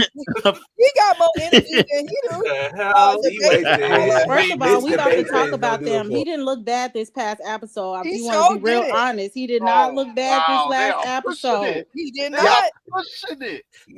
This is wild. You're also This is wild. sabotaging We right need to now. put this That down little here on Twitter. ponytail. About women, That little because they ponytail will since also you said, double yeah, down on The some sisterhood is nonsense. falling Just right to prove now. a point. Y'all are I don't believe anything y'all are saying. That is It some was trash malarkey. out to be right. Bring y'all Chat Trash out to GPT be results next week. That's all I gotta say. Bring your I don't Chat even want to deal with GPT you and your results. chat GPT algorithm, So, Latoya. so at this Y'all know It that has basement white dweller is supremacy cute. all over it, and I'm not here for it. The basement dweller is cute though, for real. He really is. look. At You this you point, want we're to past know Read the that that chat. man The over chat your is about black David. African brothers. Read That is the some chat. nasty work. The chat is agreeing about David. Read the Yeah, chat. you feel sorry for David. It should. Listen, Well, I know the women have solidarity amongst each other, and The y'all can go sisterhood. off. But Wait, is tell Ike me Nigerian? Is he Nigerian? What is he? who? Yeah, No, that's he's definitely American. He's a that's a black Nigerian American, but name he though. has a Nigerian name. Yeah, Oh, it's he a just has a Nigerian name. name. Okay. I ain't gonna make no stereotypes, but Either way, Yes, there all it I'm is. saying is, LaToya, you've let us know now that you've dated somebody who's uglier or up to the bar of Ike. But you using the word date like you using that hard? Like I don't want you to like. I think there's another. So you word. ain't never had a boyfriend that looked like that was comparable or uglier? Oh no, if I had a Like, boyfriend, y'all, it definitely we looks too old, better. y'all. It's we can't better be lying for on this sure. internet. If I had They some said his dude, dad is Nigerian. That's what Linda Yeah, his said. dad is Nigerian. That was Okay, and I'm Okay. voting for Juan before Ike. Yep. The list goes on. Only person who may not make the list is that Allen. I'm trying to think who else we got. I'll vote for Allen. Y'all, I see somebody said Ike is a 4. Y'all, okay, look, y'all just don't like the man. It's okay, but Yeah, and that's fine. That's fine. But if it was a Don't fight regular them. day and he talked to you, he saw you in a grocery store, you would give him the time of day. That's all I'm saying. I'm gonna talk to him. That's just really not true. I don't know, Easton, why you're getting this confidence. Like, if that was true, I literally would say it. It's just really, really not true. I don't find anything attractive about this man. Not his feminine actions, not his nothing about his face, his body, his way he act, his sassiness. Like, nothing about him is foldable. Nothing, literally nothing. And it don't look like he got no money too. Like, no. And he's a struggling artist. What is he? He got a decent apartment now. Come on now, Seaway. Don't come on. He has a struggling beard. Bro, oh my see. God. This is what y'all are doing. Tearing down the Y'all don't black like his man. personality and the way he behaves, which is valid. It is now leaning into he's repulsive, and I didn't say that. I said I'm not folding. I'm not interested. That's all I'm saying. I'm not saying he's repulsive. I'm not saying. Wait a minute. Doesn't MM's behavior make her unattractive too? I'm not allowed to say that. You say it, Elsid. I'm She's not allowed fine to to me. Go ahead, Elsid. You speak. You talk. She's about still fine to me. Yes, I know you said she's fine to you, Kojo, but y'all said her behavior made her unattractive. I didn't say that. I mean, I didn't say that either. I didn't I say don't know how that. she is behind closed doors, but she does give me like very type A, and I don't mind it, but teach their own. It ain't gonna be for everybody, and that's okay. But she's still fine. Yeah, we all think she's. I can hold an objective. I can hold an objective view here. But you see how we can accept that from y'all, but y'all can't accept our preference. Y'all can't accept our preference. I told you, MM touches me, I'm a fold. Yeah, I'm a fold. Kojo, who you? Never mind. Huh? You should know me already. See, wait, I'm gonna fold. Right, that's all. Like, you know what? Let's move along. But you are saved. You're saved. You are saved. You are saved. Kojo, we know your folding abilities are origami level on a good day. So Absolutely, I'm a fold, and fold again. Give me these set of cards. I'm a fold again. I'm sorry. All right, I think we've done sorry, Madison and Allen. We don't went back to Emem and Ike. We went back to Emem and Ike. The last couple is another couple that seemingly are struggling in the the looks. No, I mean in terms of the attraction for each other aspect. So David and Michelle again. I mean personally, again, I think they're in the same looks bracket wise, but obviously Michelle is not interested for him, and something's not quite right about David for Michelle at that time. But before we do, obviously, I know it's a bit early, Seaway, but I think we should be able to wish you a happy birthday on this live. You know what I mean? I think we should at least wish you happy. If put your cash app there, darling. All right, put your cash app on there. All right, so they can send you a little some. Huh? These folks, they only send Sean money. They ain't gonna send me no money for my. They're gonna send you something, Seaway. Okay, trust me. They're gonna send you something, baby girl. They're gonna send you something. Guys, thank you. Thank you, and put that cash app on there so we know where to send the money to, darling. All right. Sad world. I'm so happy to be celebrating the end of Sagittarius season, the best season. So just had to put it out there. Sorry to the Leos. I know where Jay at. She gonna come in and be like, nope. But this is my first time spending a birthday with y'all. I feel like it's been like 4 years. Yeah, because usually you're usually out, aren't you? Usually celebrating and out normally. Yeah, well, it's tomorrow. Doing like a dinner. So you'll I'm be doing a out tomorrow, 90s so you'll be out. 90s birthday tomorrow. So Ooh, okay. yeah, Well, you know, 90s fit. Yeah. Yep, we yep, yep. you know, we always talk behind the scenes. So, yep, I appreciate that. Listen, guys, make sure you're sending cash outs to Seaway, please. Seaway, is I it don't have Seaway's cash. World? Is I that your only have cash out? Venmo. I only have Venmo, so I'm about to put Venmo on there. You know, I don't have Okay, cash. put a Venmo. She has a Venmo, people. So please send her a Venmo to wish her a happy birthday. I know many of you love Seaway and her unfiltered opinions, and you know what I'm saying too. We want to keep her unfiltered here. Okay, all right. So open the hand and the purse strings. All right, and send her a Venmo to her to wish her a happy birthday. I want to hear that noise going all night, ting ting ting, because money's being sent. Amen. Look Glory at to that. God. Was that a hit? And Seaway, I'm a Leo. We get along with Sagittarius. We got a special bond. We do. I have so many of my Leo friends, literally so many of them. So I love the Leos. Leos are very different than Sagittarius, but we complement each other very, very well. Very well. Every Sag needs a couple of Leo friends, a couple of Aries friends, some Scorpio friends. What's Kojo Ike's? doesn't believe. I don't even know what the hell Kojo's is. What is Kojo? Cancer. I'm Cancer. Oh, I get along very well with Cancers. That's my dad. That's my dad. My dad's a Cancer. They're very soft, warm people. So love the Easton. What is yours? Because I really do like you, Easton. You cool. What is your sign? Gemini. Oh yeah, we all go together. A You a Gemini, a Sagittarius. We rocking. But I need y'all to start telling the truth. Stop lying on this internet.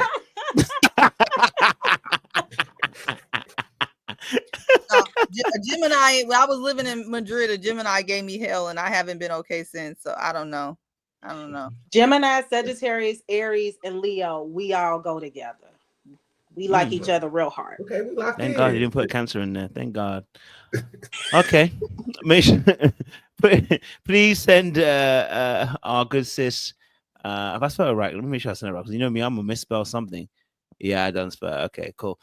Make sure you guys send a Venmo to our good sis Seaway. It is her birthday. Make sure you wish her happy birthday as well. We appreciate you guys who are watching, over 500 people in the room and stuff. So thank you for joining us. Make sure you send her something to wish her a happy birthday. Okay, don't worry, it's not tithes and offerings. You're not forced around to do it here. All right. Okay. Oh, and I had some listen, people visit my TikTok. I just want to say I had some people visit my TikTok, Ooh. my sports TikTok, that came over from over here, and it always makes me so happy. To go to Africa was over there. I don't know if she's in the live. I haven't seen her today. But yeah, I've had a earlier on. She was here earlier. Okay. Yeah. Yeah, I had a few people come over there and visit. I'm like, every time I see them, I'm like, oh my God, you came from Kojo's channel. You came to visit me on the Tick of the Talk before they shut it down. So well, you got shut down. No, TikTok is about to be shut down. The government shut it down before January 19th. Is that when it shut down for you guys? Yeah, January 25th. Damn, is there a way around it? The Supreme Court. Discuss it. Took it up, but the Supreme Court took it up. But you know they didn't issue the temporary injunction. So I don't really feel like. I feel like these are all the Orange Man's people. So I just really don't see it going anywhere, which is crazy because we have so much fun over there on TikTok. Not that I don't love YouTube, but YouTube is for people like you, Kojo, like you, Jay, Elsie. Y'all put a lot of effort into your, like your thumbnails and the. It's long. It's more long form on YouTube. Long form, yeah. You're still doing good work over there, sis. It's hard work. It is hard work. It's hard work. Yeah, it's hard work. So don't even worry about it. Look at that. A couple of people shouting you out. But somebody in the chat said, y'all better stop this Miss Cleo talk. It's not aligned to Jesus. So y'all better get it together. I mean, I get that. Praise Jesus. Your astrological signs of it all. I get it. God is working with me. That's right. And let God work through Michelle and David. My best friend's a Taurus, my Brit. My best friend's a Taurus, and she is touched. I love my touch friend, but she's a Taurus. So I love the Tauruses. Tauruses and Sagittarius are opposite, though, y'all. They're completely opposite. They're lover girls. Tauruses are my lover girls. Well, we're gonna move it on because someone says horoscope is satanic, so they're gonna get on to me later on. They're about to call my mama. All right, listen. So and I'm no longer Christian.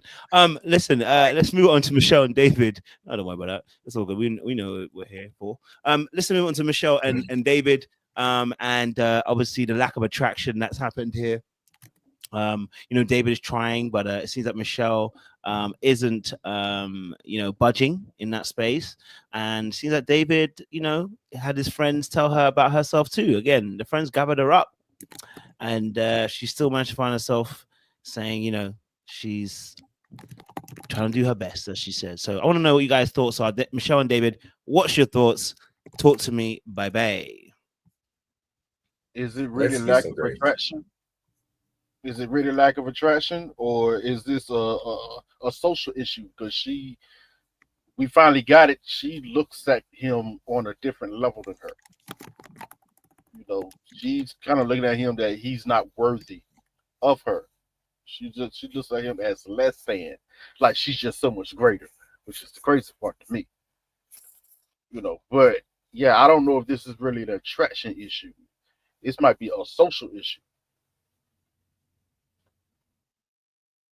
Am I the only one? It's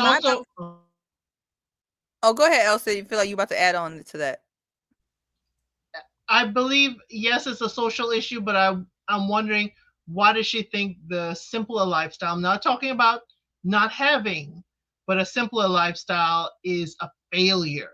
I mean, it is strong words to say you have failed at life to have a simpler lifestyle. I understand where she doesn't want to go back there, but I think she's more on a monetary side because she still wants the strong family values. She still wants a tight-knit community. And I did like Dr. Pia saying, hey, but if this new community didn't open up for you, and if they had the same thought process, we could understand. But Dr. Pia, she was a younger woman. She was in her 20s. But it's just the way that she said, living a simpler lifestyle is failure, has concerns for me. But other than that, yeah, we're going to hear the same trope about David. And I do think he's just being nice for right now. He's just going with the flow, being nice, and just, forcing her with a whole new truths. That's all. Well, that just a quick rebuttal. That was the answer, Elle. She clearly said because she grew up simple, as well as she put it, but she equates that with brokenness or not being less than. Yeah, she just sees it that way because of how she grew up, and she doesn't want to go back. It's all about scarcity for her. That's just how she sees it. David views it differently. When he thinks simpler lifestyle, he's a chill person.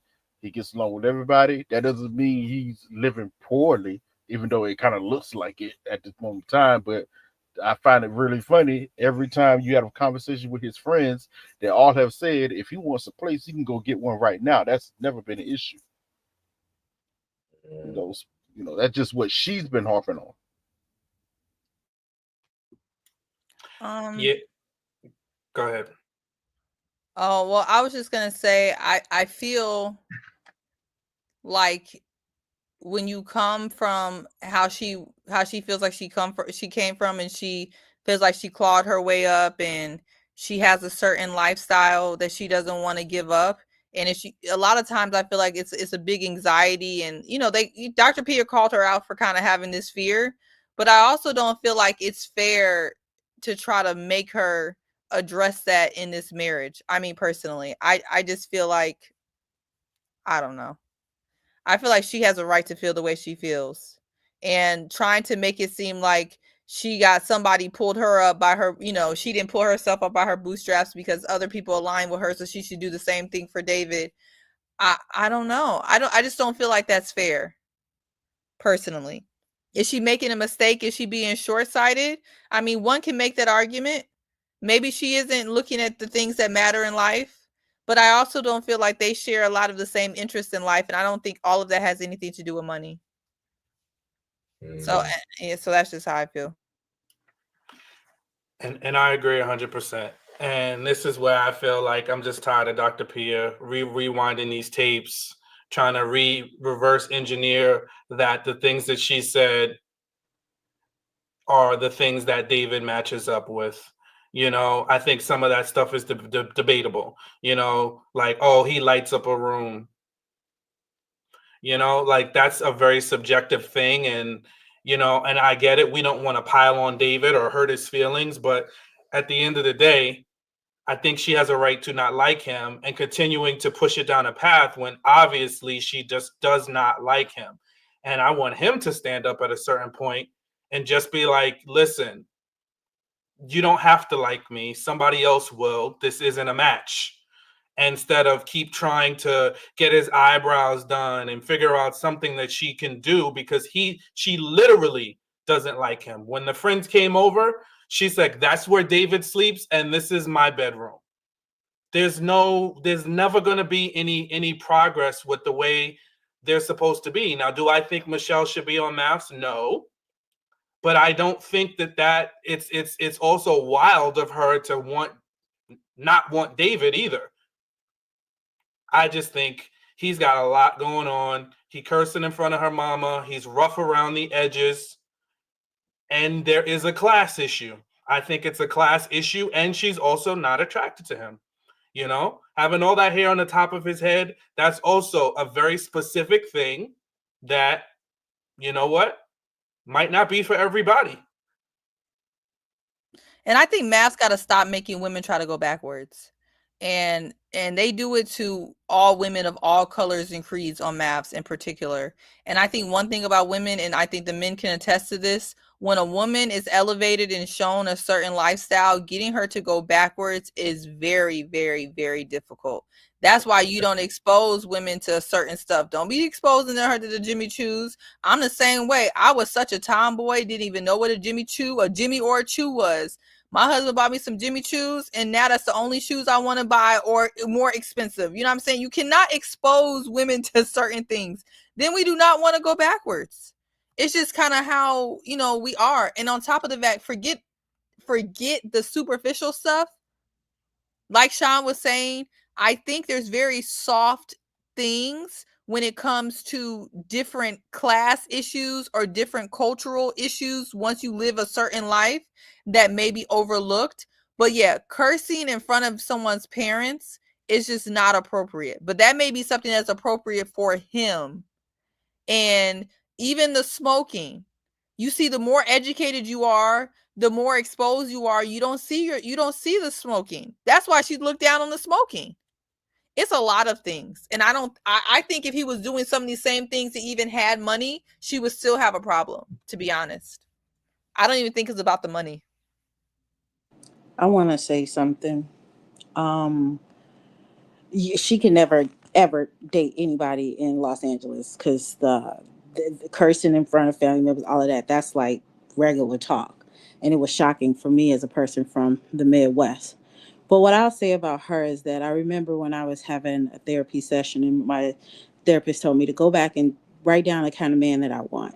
And then I came back, I wrote it down. It was as shallow as this woman, talking about all the outer stuff.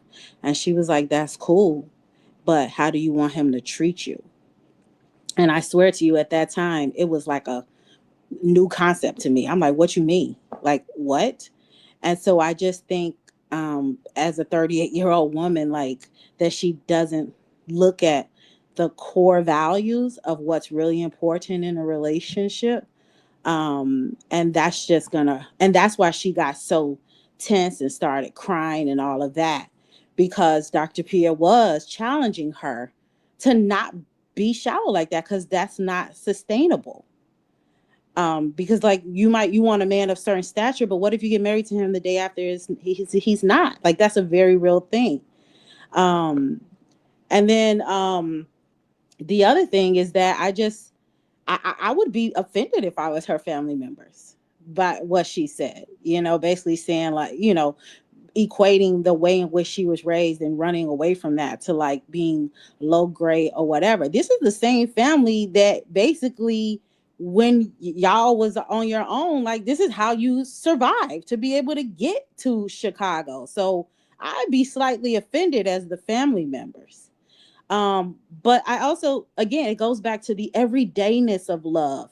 She ain't even thinking about that. Nowhere when she talks about the everydayness of love. It's like what it needs to look like status wise and class wise and all of that. And again, they are not the same, because from this point, David looks like at least he was raised in Chicago. This girl came from a farm somewhere. Like, he ain't trying to put you back on the farm and riding trailer tractors. He's not trying to do that. But she can't see beyond that. She's so traumatized by that. And it has nothing to do with David. And so I do think that I'm glad Dr. P has said something, because if somebody got to say something. The girl is 38 years old, living in a dream world. And I don't even think the kind of guy that she wants her. And then if she wants a black guy, I mean, and this is no disrespect to black men, but we know how society sometimes treat black men, and we know that it's a lot of y'all out here doing really well, degreed up and all of that. But like, what kind of black man was she? Like, the pool ain't that big. She wanted an athlete. Exactly. That's what I was going to say. She wanted an athlete. She wanted an athlete. Well, baby has aged out of that. Out of it. I mean, She don't want no athlete coming on maths. And she aged out of the athlete pool, especially for white women, because she's not gonna age right. She want to have her Jaden. Social class is just a very difficult conversation to navigate, which is why I don't think she's saying it. But listen, if you have gotten yourself up from a certain point and you've elevated in life, you don't want to look back, and you definitely don't want to align yourself with someone in a marriage that's not in the same social class as you. And social class is not money. So before anybody tells me that David might have $1 million in his bank account, which I don't think he does, by the way, but before you tell me he does, social class doesn't mean money. It means the way you live. Notice what they always talk about. Michelle likes to go here. She likes to do things in her neighborhood where she lives. I think Seaway said West Loop, it looks like. So that it's about class. It's about the status that she's achieved in life. And she said it too again this episode. I don't want to be at work functions and corporate functions, and I have him there and he's saying things off the cuff. You can't bring somebody with a Mahoan man bun to a corporate work event. I'm sorry, that's a class issue. It's not going to necessarily play the part. And again, her apartment don't have to be the Taj Mahal. It's class. It's about where she lives, her zip code. She could have IKEA furniture for all we know, but she's in a zip code that puts her in proximity of certain people. And I think, right or wrong, you're not going to to take what she wants and force David on her, living in his basement with no furniture, no sofa, mattress on the floor, no sheets. That's just not gonna equate. I don't care how you spin it, how nice he is to her. Michelle is the sibling that left home and never looked back, got a really good job, went to school, and that success has become her personality. And at this point now, her personality is her zip code, her occupation, her silver refrigerator, her island, and her apartment. Well, her apartment wasn't even all that, if we're gonna keep it, but hey, exactly. I mean, but hey, she thinks she's doing it big. She's doing it big because she's doing it big compared to maybe her relatives who might still be on the farm or whatever it may be. And David is I guess in her mind, David is the family that she left. Whereas David, I think, would be a very good person for her to be with from a intentionality standpoint. I think he does like her a lot. I think he could even grow to love her. And I'm giving people grace today. Let's give Michelle some grace, because again, from the past 2 episodes, looking at the basement, my boy David lied. So let's hold his feet to the fire on that. And also, I think that he's really acted and playing it himself up in terms of acting for the cameras to be like this really nice guy. I think that he probably has a little bit more of a mean streak.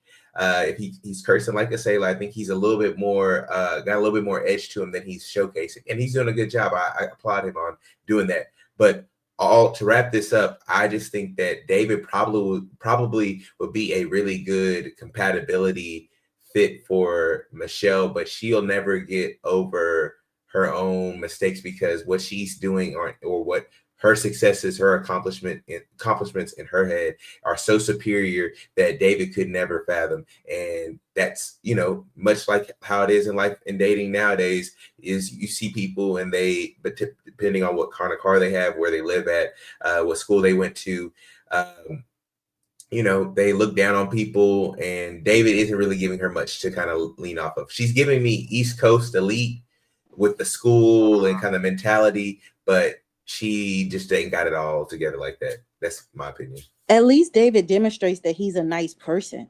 And you could tell from his family, his friends, like you are very clear on like at the core of him, he's a good guy. All that other stuff is changeable. Girl, if you want him to move to the West Loop in your like the lower grade apartment that you chose for the West Loop, and I know this because I'm from Chicago, like stop this. I think that he would move.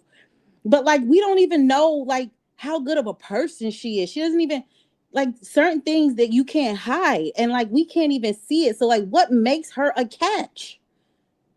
I don't think she's not a catch at all. But the problem is she's insufferable. She would probably be alone.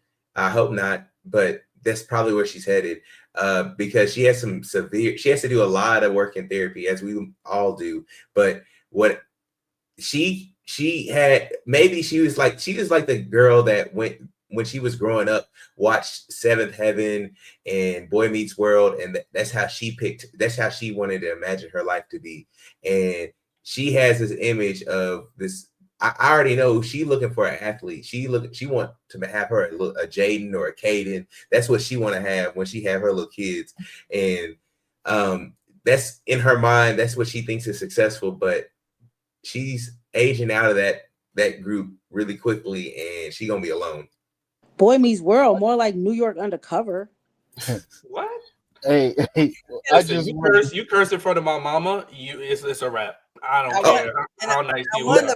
No, we agree. David doesn't have any couth. He has no tact at all. I'm just saying that he's a decent person, and you can work with that. If Michelle was really like, if Michelle really could have glowed David up if she really wanted to, if she would have she could have got him together. He's coachable. He wanted to get his eyebrows done.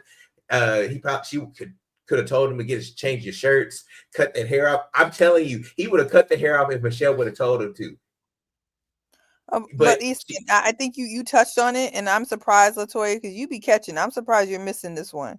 The problem is that he's fake. This is not it's an add-on. This is not the real David. The real David is gonna have to please stand up. This is literally a facade.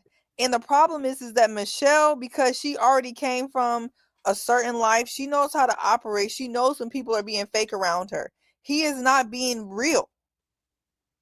She was insufferable from the beginning. As soon as that's a different subject. Her being insufferable, we got to be able to separate things sometimes. Michelle being insufferable literally has nothing to do with him being fake. She is insufferable. I'm not saying she's not. I'm not saying she's not shooting above her station. I'm not saying that she doesn't want a rich athlete that she ain't gonna get. I'm not saying none of that. I'm just talking about David right now. Okay, David is not being truthful. Agreed. He's being fake, but I also think everybody is being somewhat fake. I think everybody is trying to craft and curate the messaging and how they come across. Did you not see her all the season? She's been worried about what people think about her and what they'll think about her when this airs. So she's being just as curated. I just think that David really has more leash to be like, I'm done with this, but he's constantly coming back, and we all know that you're just doing this to be the lovable good guy of the season. How is she? Okay. He wants his preference, because she's not being fake. She's being more transparent than we actually like her to be. That's why everybody's reacting to her. She's saying exactly how she feels, and that's why we're able to easily pinpoint it so very easily.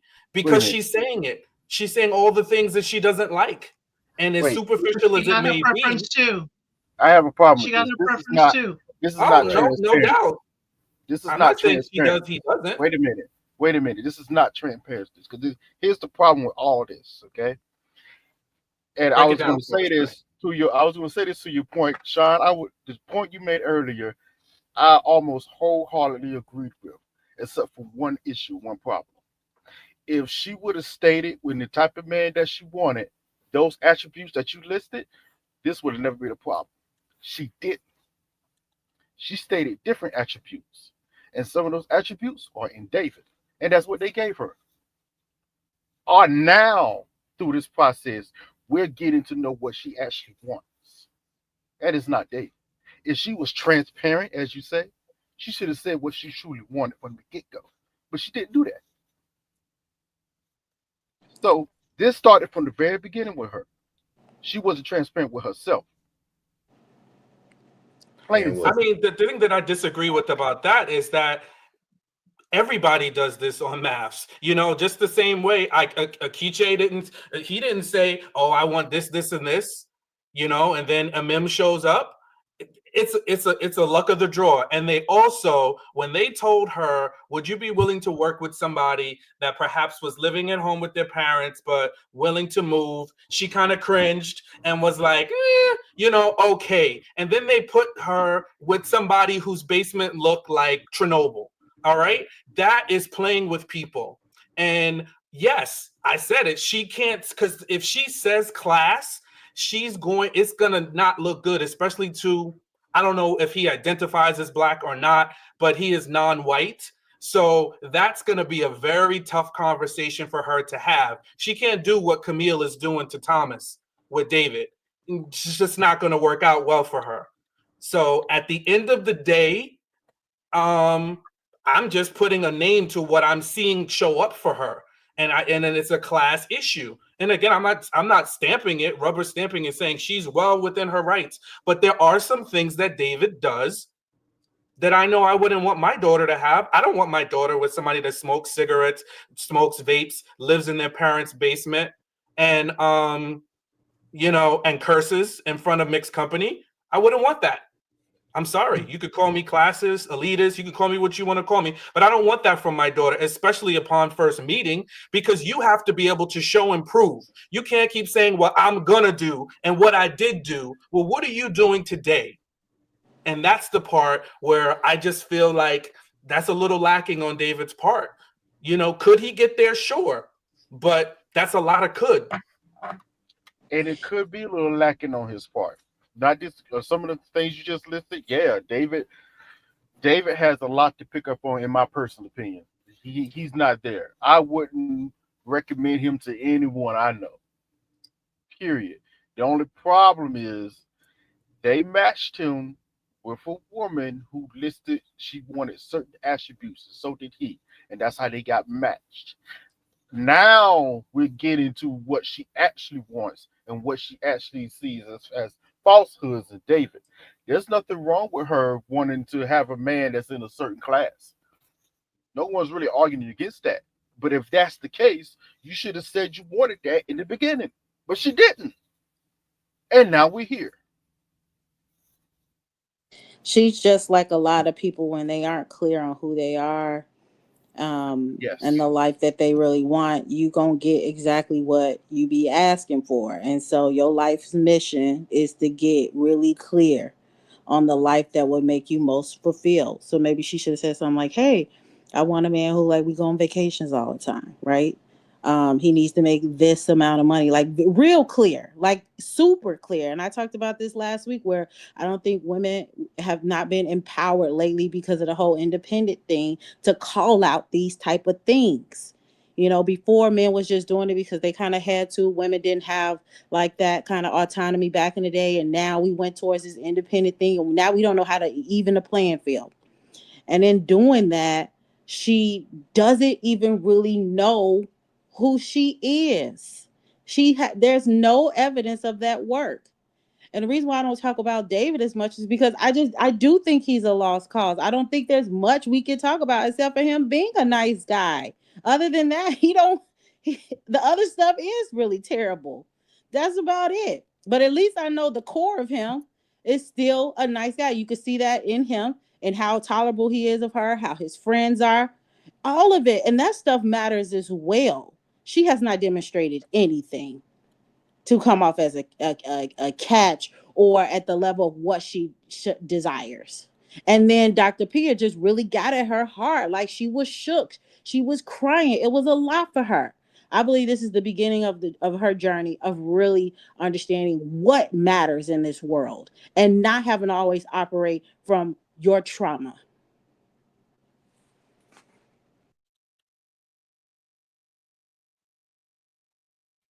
Well, I think it's quite interesting that you guys had this conversation. I did definitely take some different points of views on this side of things. I think there was a class issue for her. I'm not against it. Same way I wasn't against it with Camille wanting what she wanted. I think similarly enough to Camille, the only issue I have with that is just be a little bit more honest. I'm saying, if that's what you want, you're gonna have to ask for it. You know what I mean? Like, because right now what it's doing is it feels a little bit painful. What you're doing, you know what I mean? He's chasing something he can never actually get. He's going to your friends, he's asking, what can I do? They're telling you that you're a very happy-go-lucky person, and we're not seeing happy-go-lucky right now. You know what I'm saying to you? You're saying you're putting all the effort in, we're not seeing the effort. You go to the experts tell you, listen, you're telling the experts, don't be calling me out. You know what I mean? Basically saying, why are you calling me out in a sense, right? It's more about the honesty part. And that's what Dr. Pia was actually really saying, is be honest about what it is, the issue is you're feeling about this situation. See, y'all will get on Camille. See, what I don't like is y'all be giving Michelle this grace about she was mad honest. Oh, she just being honest. When it was Camille, you was not here talking about the great honesty that she's brought to the table. No. You have critique for her. But here we're going to be like, Michelle can get, she's honest. She's been the most honest on the show that's ever been. Get the frick out of here, man. Y'all are out here. Are your shoulders hurt? Sean said that. Not everybody. Your shoulders hurt? Did I say it was anyone else but Sean? Did your shoulders hurt? My shoulders are always hurt because I'm carrying the weight of the world on my shoulders, baby. Oh, okay. All right, cool. You okay, know what I'm saying? I didn't want you to. I don't know. Were you offering to just, to give me a massage to your shoulders or something? You may need one after that reach. I don't know. Maybe Camille needs. No. The way you're taking Camille, call her up. Stretching it. I'm just saying, y'all be giving the grace to the fragilities. I don't know how you gave the grace to this particular person. That's what I'm saying. Like you suddenly found a way to understand. That's what I'm trying to say. I mean, if I'm reaching, let me reach.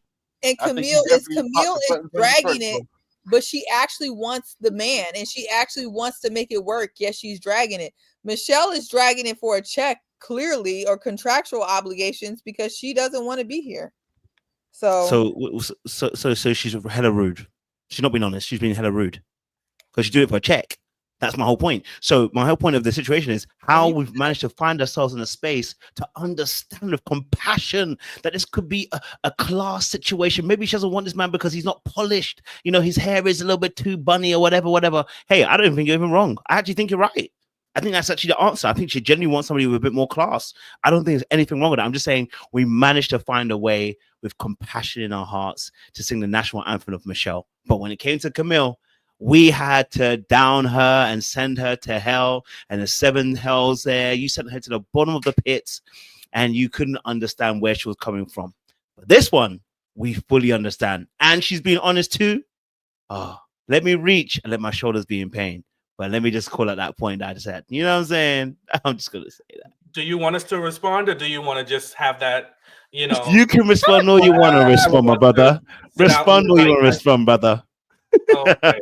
So one, it's apples and oranges. All right. And the main issue with Camille is that she is breaking down Thomas's blackness, and the things that she is criticizing him for are things that are beyond his control. The things that David is being criticized for are, one, are things that can be controlled, and 2, it's not at the core of his essence. Well, some of it is living with his parents. Yes, that's part of how he grew up. So I'll give you a connector on that one. But the overall picture is she does not want him. And the reason these conversations keep happening is because the experts keep telling her, and David keeps telling her, like, I can do this, I can do this, I can do this. So it's like, at the end of the day, he is more than willing to bend over backwards to be something that he's not, which is financially stable. you know? And yeah, I think Michelle is not nice either. I think she's mean. I think she's rude. I think she is delusional. And I've never said she's a nice person, and I think she's great. I just think her honesty is being like pushed back against her when she's saying she doesn't want him. So that is the thing. I think if Camille just said, I don't want Thomas, then I'd be like, all right, go and get your Pookie and move on. If that's what she would say. And I would say, leave her alone and don't stress him or her out any further. Michelle is saying she doesn't want him, but the experts and everybody keeps trying to resell her on David, which is unfair. Taking her back to that basement apartment, and the brother is like, so does this make it better? Meanwhile, they're walking around in squalor. Like, that to me is wild that you can do that. I think that basement Sorry. I'm sorry, that basement traumatized you, Sean, because ever since you done seen it, it's been a wrap on any you can't see nothing else but that basement. But I get you. But I think I hold compassion for her because, again, her being 38 and now Dr. P is literally walking you through like how you get in your own way and like how tense she felt and how the tears came and everything. Like, I get that. I get her. So yeah, I'm a hold compassion. Camille ain't really done anything to make me want to hold compassion for her. I'll be honest. That's fair. I just think that she's emotionally stunted, Michelle, but we're giving her a lot of grace. And that for me is crazy if we're giving that grace for her, but we're not really giving the same grace for Camille. And that's what I think is a little bit, a bit some way. You know what I mean? Like, so I look at Michelle and you're saying obviously that everyone's trying to, like the experts are trying to push her towards it. No, what they're telling her is holding her accountable for what she said that she wanted. Right. And in that accountability, she's actually pushing back and saying, yeah, but tell the truth. What you said, Sean, I actually agree with it. If it is a class thing, you're gonna have to say it. We're not the same class, right? Now you're saying, see the thing you said is the same thing I said last week. Some things can't be said out loud. It's the quiet things that are said out loud. But you got on me last week. We had a whole back and forth, even after the show. This is exactly what I'm talking about. You can't say it out loud, but look how you said it for her. This is exactly why I was backing Camille, because I can understand that some things can't be said out loud. And this is the thing that can't be said out loud, but you know what it is. This is why I said you should have compassion for Camille, because you can understand for Michelle the things that are quiet, that are said quietly, but can't be said out loud. Do you see why I was having that back and forth with you last time? Because now we're here. And I'm arguing with you because you're the man then, because, can't argue the ladies like that. You know what I mean? You can argue with the women. I mean, listen, I hear what you're saying and I understood, but I think, well, class and race are two very different things, right? So my issue was with Camille and having a race conversation where the things that she was trying to get Thomas to do were really rooted in racial stereotypes.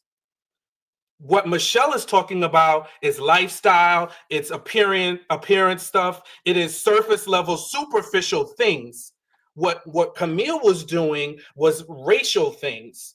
And I think that is problematic, especially from one biracial person to another. There's two, and she's tearing him down based on the way he shows up as a Black man. I think that's very different than Michelle not liking the class and the material things of David. It is materialistic, 100%. I'm not going to deny it, but it is two very different things. So that's why I was more pushing back on her, because she wants him to show up in a way that's like at the core of who he is. You want him to show up in a way, and it's a stereotypical way, no less.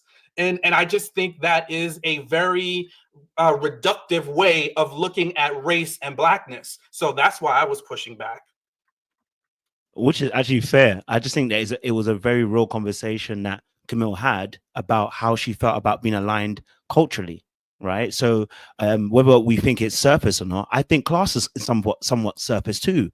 It is surface. It is, and it's subjective as well, right? And it's something that the elites like to promote as well, because it creates more division with us. And as human beings, we like to do that because it helps us also define ourselves as being quote unquote better than somebody else, right? So there's very surface things as well for her, because that very thing that she is saying that she wants, which is simply class, she's happy to ditch the person who has all the qualities that she actually essentially wants, simply because of class.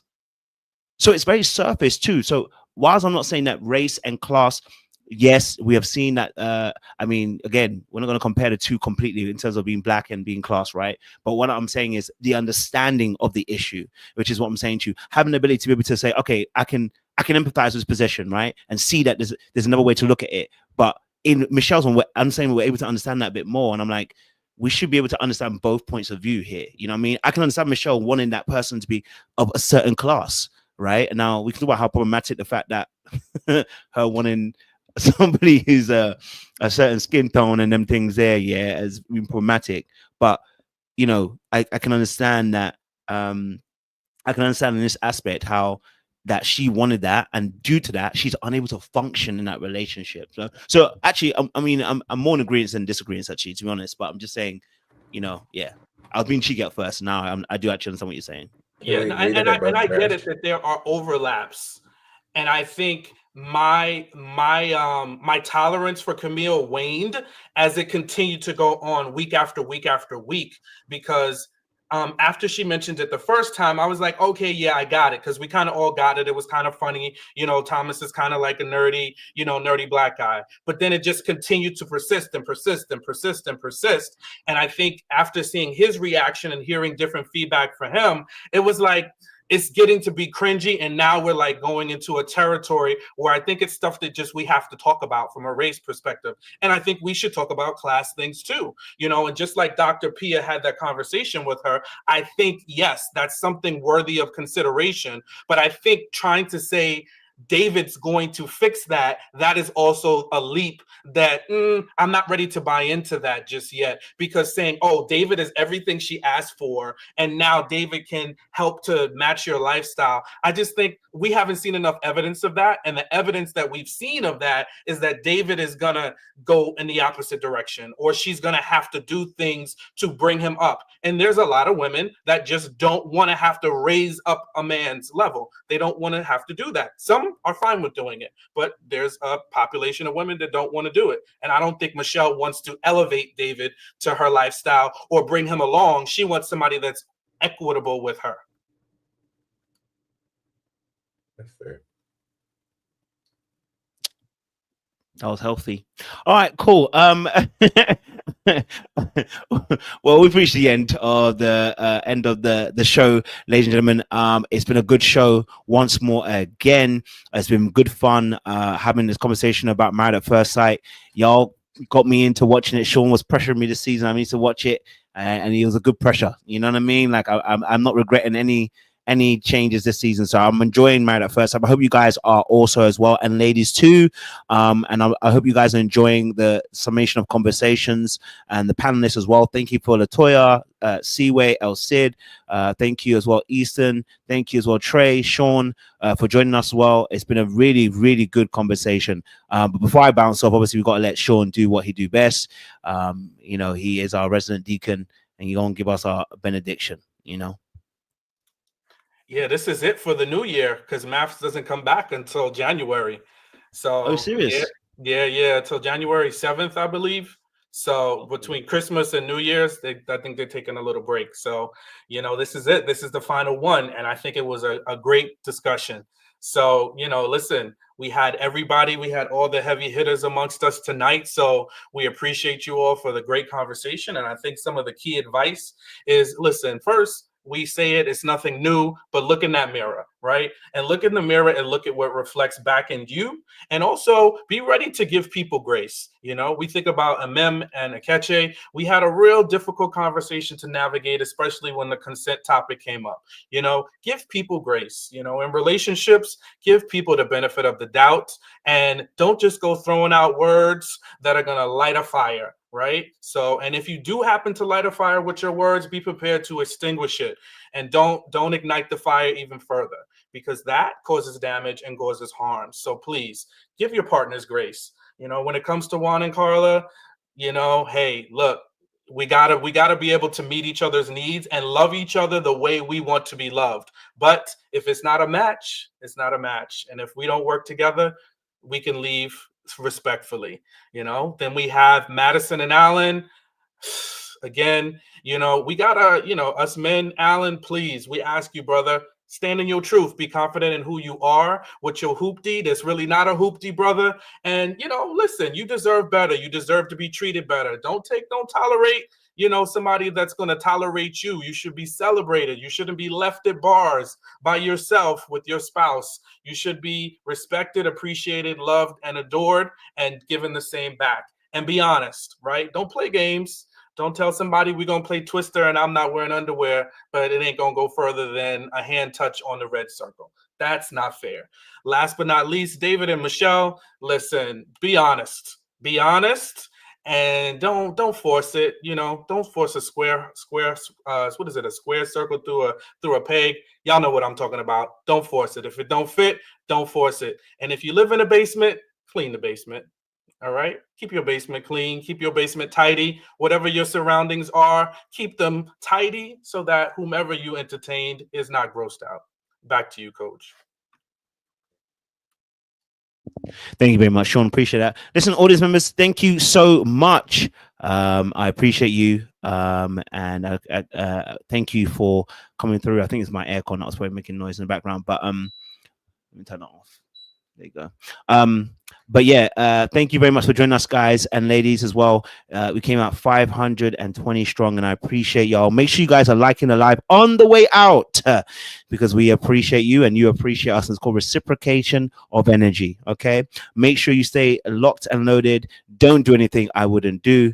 All right, I'm changed now, so there's a lot that I wouldn't do. All right, so behave yourselves out there. Okay, much love, much appreciation. We'll see you again very soon. And again, happy birthday to Seaway once more. Please send her a Venmo as well if you haven't done so, just to show a token of appreciation and a love for the work that she does on this channel. Much love, much appreciation. We'll see you again very soon. Oh, no worries. What do you want to say, Seaway? I just said thank you. Thank you, Kojo. Thank you, everybody. Thanks for sending me Venmos. I appreciate y'all. Thanks so much.